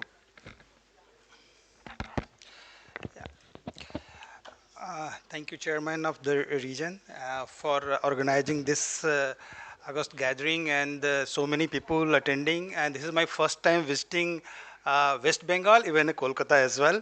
So I always heard that very few people attend the event when we organize, but this time I am seeing that a lot of people coming. No, sir, because of you. Credit goes to you. So thank you, sir. And thank you, sir, for giving the overview of the chemical industries as well as ICC what does. Now I will take you through what we really help chemical industry to grow and flourish at global arena. When you see that there is a lot of growth opportunity, you have heard that, but it will not come as the way you understand. It means the traditional way is not possible to carry out the business in a chemical industry. So we have the solution, and we are supporting industry to run these things very smoothly, and we will be helping you in this journey. So presenting you the things is called responsible care. Or you can understand what you're hearing these days, ESG or sustainability. So I will touch on that line as well. So let me give you a glimpse of my structure of the presentation. I will try to introduce you what is responsible care and its strategic importance for the chemical industries. as well as how it works. And if you want to become if your company want to become responsible care, then we will help you, how we can help you, and how you can link all these things with your ESG or UN Sustainable Development Goals. And then when your products get transported, what are the challenges you face? And for that, what solution we offer as ICC, that I will also share with you. And then benefits of responsible care, nicer globe, which ICC operate these two things in India on that, and who are your peers is having these things in their system and they are growing. So why not you? Just to, before going on, just to want to understand how many of you from the chemical manufacturing companies, you may raise your hand. So it will help me to explain in that way, okay? And how many of you from the helping industry, like you are a partner as a consultant or service provider or contract, anything? Okay, so basically I understand that 10% people in the audience are from the chemical industry. Maybe others will give a service in later on the mode, are giving some service. So take you through, you must be hearing here and there in the everyday news, either in India or abroad, some incident happened and people died from the chemical industries. So because our product, what we manufacture, is a challenging item. It's not like that car will get only accident on the road. If you drive very safely, you can be saved, or something like that. But even, just give an example, water what we drink is, if you drink 10-liter water in a day, you will die. Same fashion, if you not consume, 10-liter water in a one time, you will over drink. I'm corrected. So in the same fashion, if you handle a chemical or use the chemical over exhaustively or put in the nature heavily, then environment will get also affected. So here is these things is a challenge with the chemical industries, okay? Now what we has to do, we has to handle the chemicals very professionally, okay? And for that, I'll just give you an example before going to this slide. You have seen that, or you may have heard that a Bhopal gas tragedy, roughly 40 years back, incident happened in India, and which has shaken entire global chemical fraternity. And that given a birth exactly 40 years back in the Canada, called World Responsible Care. Means the industry has to function in the responsible and sustainable manner. Either there is a law exist or not, okay? So for example, in the beginning of this today's meeting, you have seen that there is a presentation on the safety OSHA systems of India, 4 codes of labor law, you can say. And in that there was saying that if you have a more than 250 employee in the chemical industries, you should have a safety committee, you should have a hospital in the occupational health center and doctor 24/7. All this kind of sort of story is saying that under the law, okay, now it's coming, people will be having the practicing, or somebody may be doing that. But now in responsible care, if you either having a 50 employee even, but if you have a MAH license, you are must to have these things. So responsible care goes beyond the law. So this is the beauty what we try to bring to the chemical industries. And our primary objective is that people should not get hurt, not should get harm. Our environment also should not get harm with our product, what we produce. As I started from the beginning, the same objective, we should not overuse, or we should not over expose the people or environment with our chemicals. The primary focus in the program, responsible care program, is a CEO. So if the CEO is committed for any company, you will not find any kind of program, this kind of program in anywhere in the world or any kind of a certification where the CEO commitment is required. So this is the only one program where CEO commitment is required. So in the first beginning, if he want to drive the company or get the responsible care certified or get called their company responsible care, then he has to commit first. Means the implementation start from him only. Now where it is happening and who is the body, who is the operating all these things. So International Council of Chemical Association, as Shraddha explained to you, ICC is the full member of this body. This body is holding on 90% of the chemical business. As you saw from the sir presentation, roughly a $9 trillion chemical industry is the globally. So you understand, out of a 9 trillion, 90% the industry is the part of these organizations. And we are there is a 14 full member, and out of 14, we are the one of the member. So our contribution, although is 3% as India's, but we are also having a sizable representation, our president having a board seat, and we are operating there one of the most favorable, most talked program called Responsible Care in India. And we are the authorized nodal body to implement the responsible care program in our member companies. And if your CEO interested, we can audit you, and we can, if you are fulfilling the requirement of our system, then we can grant a responsible care logo. It's not only a certification. ISO you will get certified, or you can call as ISO certified 14,000, 9,000 or 45,000. But here you will also get a brand, and that brand is responsible care logo. That brand you can use everywhere except on your product. Except on product, everywhere you can call yourself responsible, on your social media, on your visiting card, on your pamphlets, on your website, everywhere where you can get a businesses kind of stuff, not on products, only on not products. So now how you can start this journey? As I said, the top things is that your CEO has to commit, but before the CEO commitment, there is a catch. You have to be part of the system. Without being a part of the system, you cannot move for the responsible care program. So you have to become a member of ICC. Very few companies are here, chemical, maybe other are member as well, but you have to become a member of ICC. Then your CEO has to sign the responsible care implementation undertaking.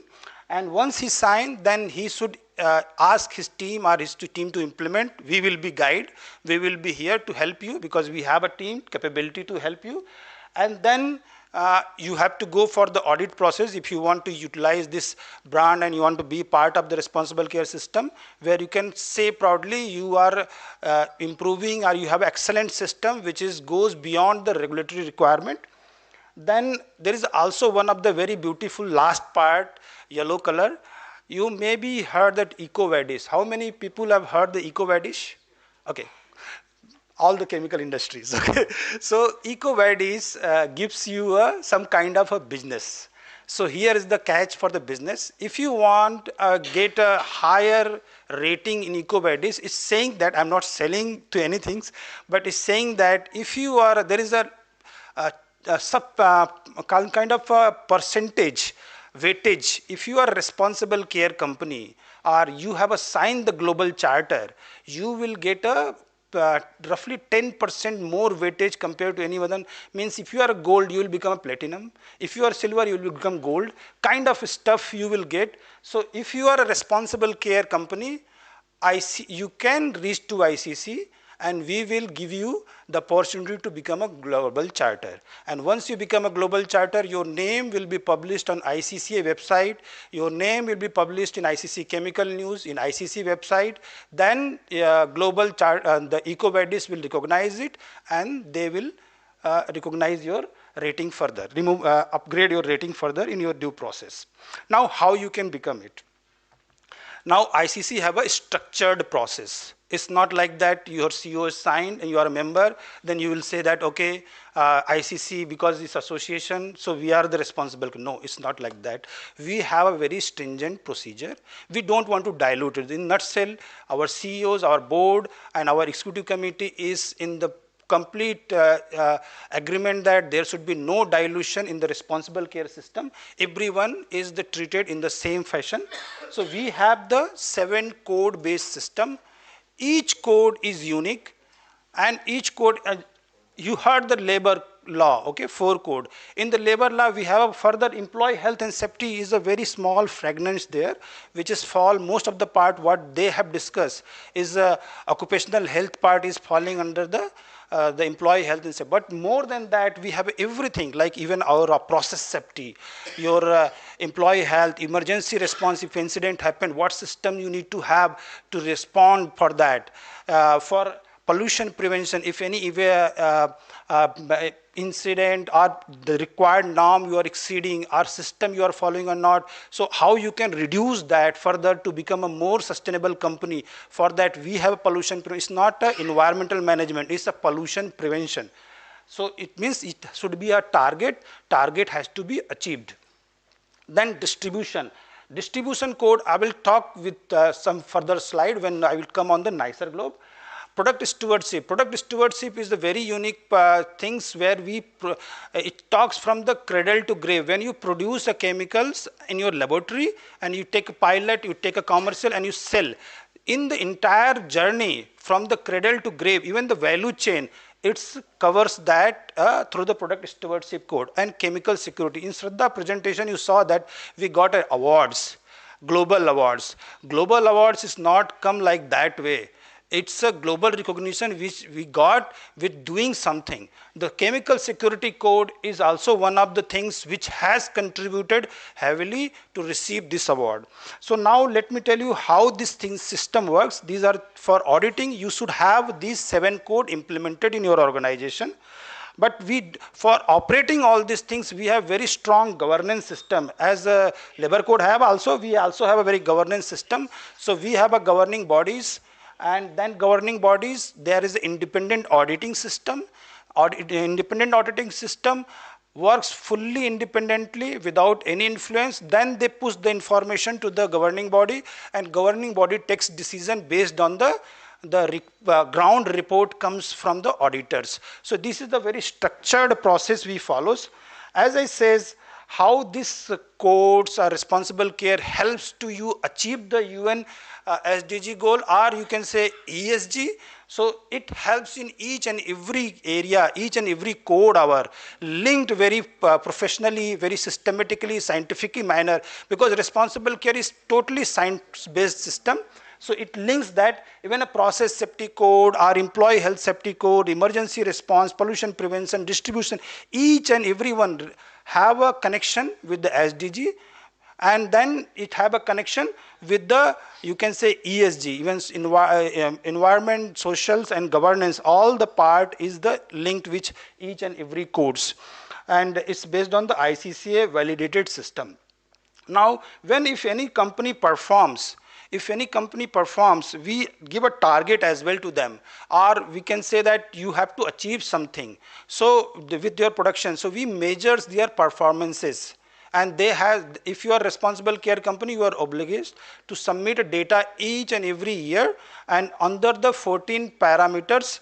And there is a lot of under terms. We also helps the company. We have for that a dedicated portal, and that digital portal, and we also guide them how to calculate. If you are a small scale industry, are willing to be to understand how to calculate your GAG, or how to calculate a health and safety, last time injuries and all these things, for that we have a dedicated system which will be easily help. For member it's a free, but condition is that you have to be responsible care company. And it's also measurable things also helps to achieve you by the fundamental parameter way or UN SDG goals as well. So it helps you to publish your sustainability report as well. Now, if I'll talk to the benefits is humongous, okay, under the responsible care. And couple of things I will just to add here. As a businessman, you also always vision that I should expand, I should get more support financial from the banks or other institution, my rating should improve. So as I said, EcoVadis similar system is also here followed. Your ratings organization will rate you very high when you want to become or you are a responsible care company.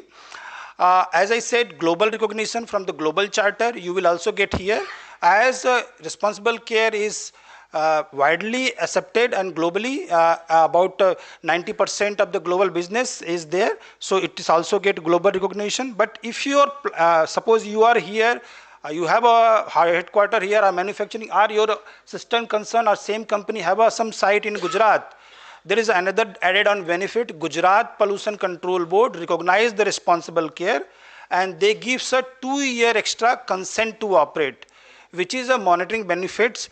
Other states yet to come, but this where the highest number of volume of chemical produced, they recognize the responsible care. So you can consider that there is a something recognition coming for the, these are the best practices from the responsible care, for the responsible care. We do, as I said, we help the company to achieve these things. So we train, we mentor them, or industries help you, peer-to-peer help you to become a responsible care. We also carry out the gap assessment if you interested in that. Just to give you a glimpse under the responsible care, this is my last one, 2-3 slide more I have. Who all the company are responsible care. Maybe a couple of them, maybe your peer here as well. So roughly in India, 93 companies are responsible care. And I'm just telling you again, we are not want to give you a certificate. We want a good system if our member is having, and certainly we would like to you be called as a responsible care. So these are the 93 company. Now, as I said, there is a distribution code in responsible care. What is distribution code is? Distribution code is demand a kind of a story kind of way. You manufacture a product and you sell a product to the customer. Customer in India, it will go by transit by road, or a customer in abroad, it will go through port and all these things. You face multiple challenges. Maybe you can call as a nutshell, accident happens and spillage, or some theft, pilferage, or anything, misuse, diversion, all these things. For that, many items are involved. Okay. Collision, drive accident, over speeding, and night driving, all these things are vehicle not in good safe conditions. These are the things are involved if any accident happen with the chemical transportations. For that, ICC do have a solution called nicer globe. These are the things is required in the responsible care distribution code. Means any things what we produce has to safely handled and distributed entire value chain of the chemicals. For that, what we have, this is called nicer globe. Now nicer globe gives is a technological platform of ICC, and it's a GPS integrated and safety data, or you can say material safety database, or safety database, means science and technology, means theoretical science and practical science both are there. So, and the expert we both have on the ground as well as on the remote. So for example, you see that here in the slide, left side, there is one cartoon and the officer is sitting with a laptop computer.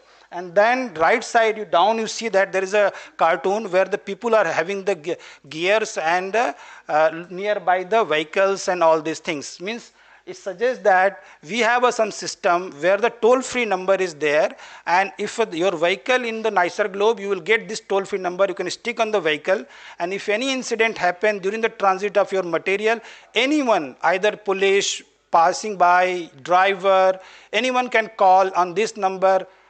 In the control center, people will pick the 24/7, they work 24/7 without any leaves or holidays. So there will be call, somebody will pick the call, they are available in multiple languages and they will answer, and the moment you say that this vehicle number, they will put in the system, they will see what material, because the vehicle who have this number must be having a material information, because as it says, it's GPS based technology link as well as scientific safety data sheet will be the link in the control center. So he will able to tell you and the level 1 what is happening, what is there and what to do. But if you need additional services, like somebody technically visit there and neutralize the stuff, remediate the ground and coordinate with the government authority and fix everything, make the route free, and your name also we should be cleaned. So for all these things, we have the level 3 support.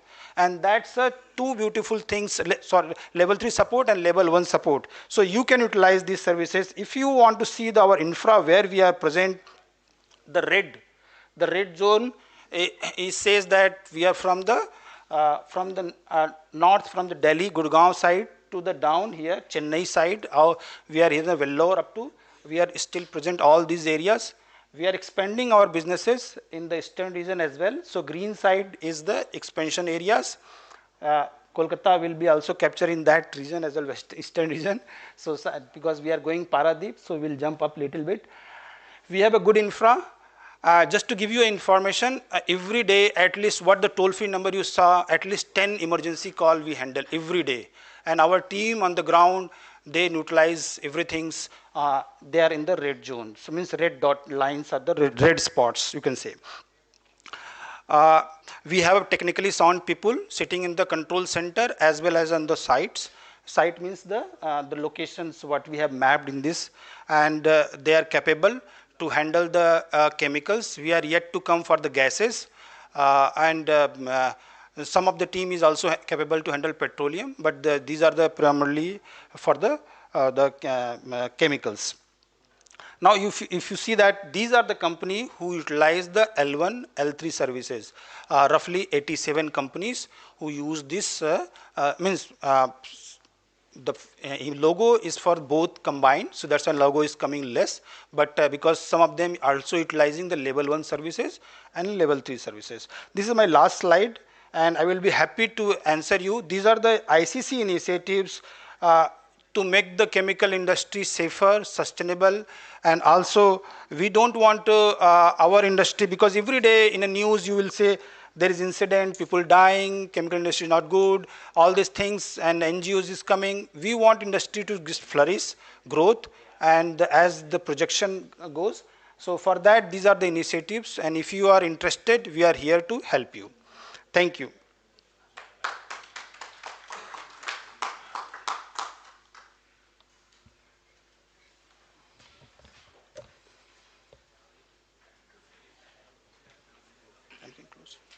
So in a nutshell, from whatever the presentations we made,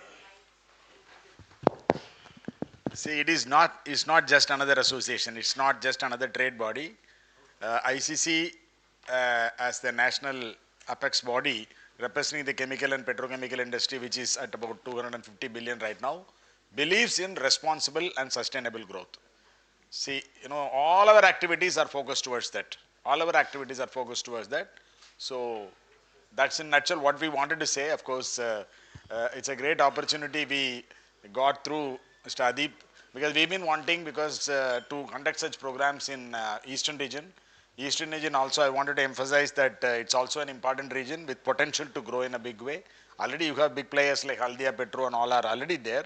Himadri is there doing some good work here. I mean, innovative work. A lot of companies are there. I'm just mentioning one or two. So, I mean, we are there to serve, as simple as that, in a very responsible and sustainable manner. And it will be really worth it if you can make use of the services of Indian Oil. Indian Chemical Council. Always, I think that my whole company comes in the picture. Okay, thank you so much. A few words from Adip before we close.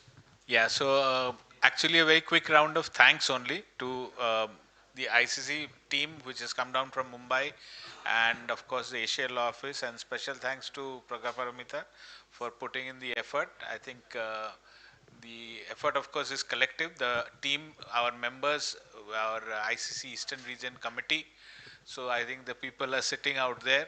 So thank you very much for suggesting the idea and then bringing all the people out here. And I'm sure we'll keep doing such programs which will be for the benefit of the our segment and also the industry at large. So thank you very much. So we've got some high tea. Yeah, we'll take a photograph.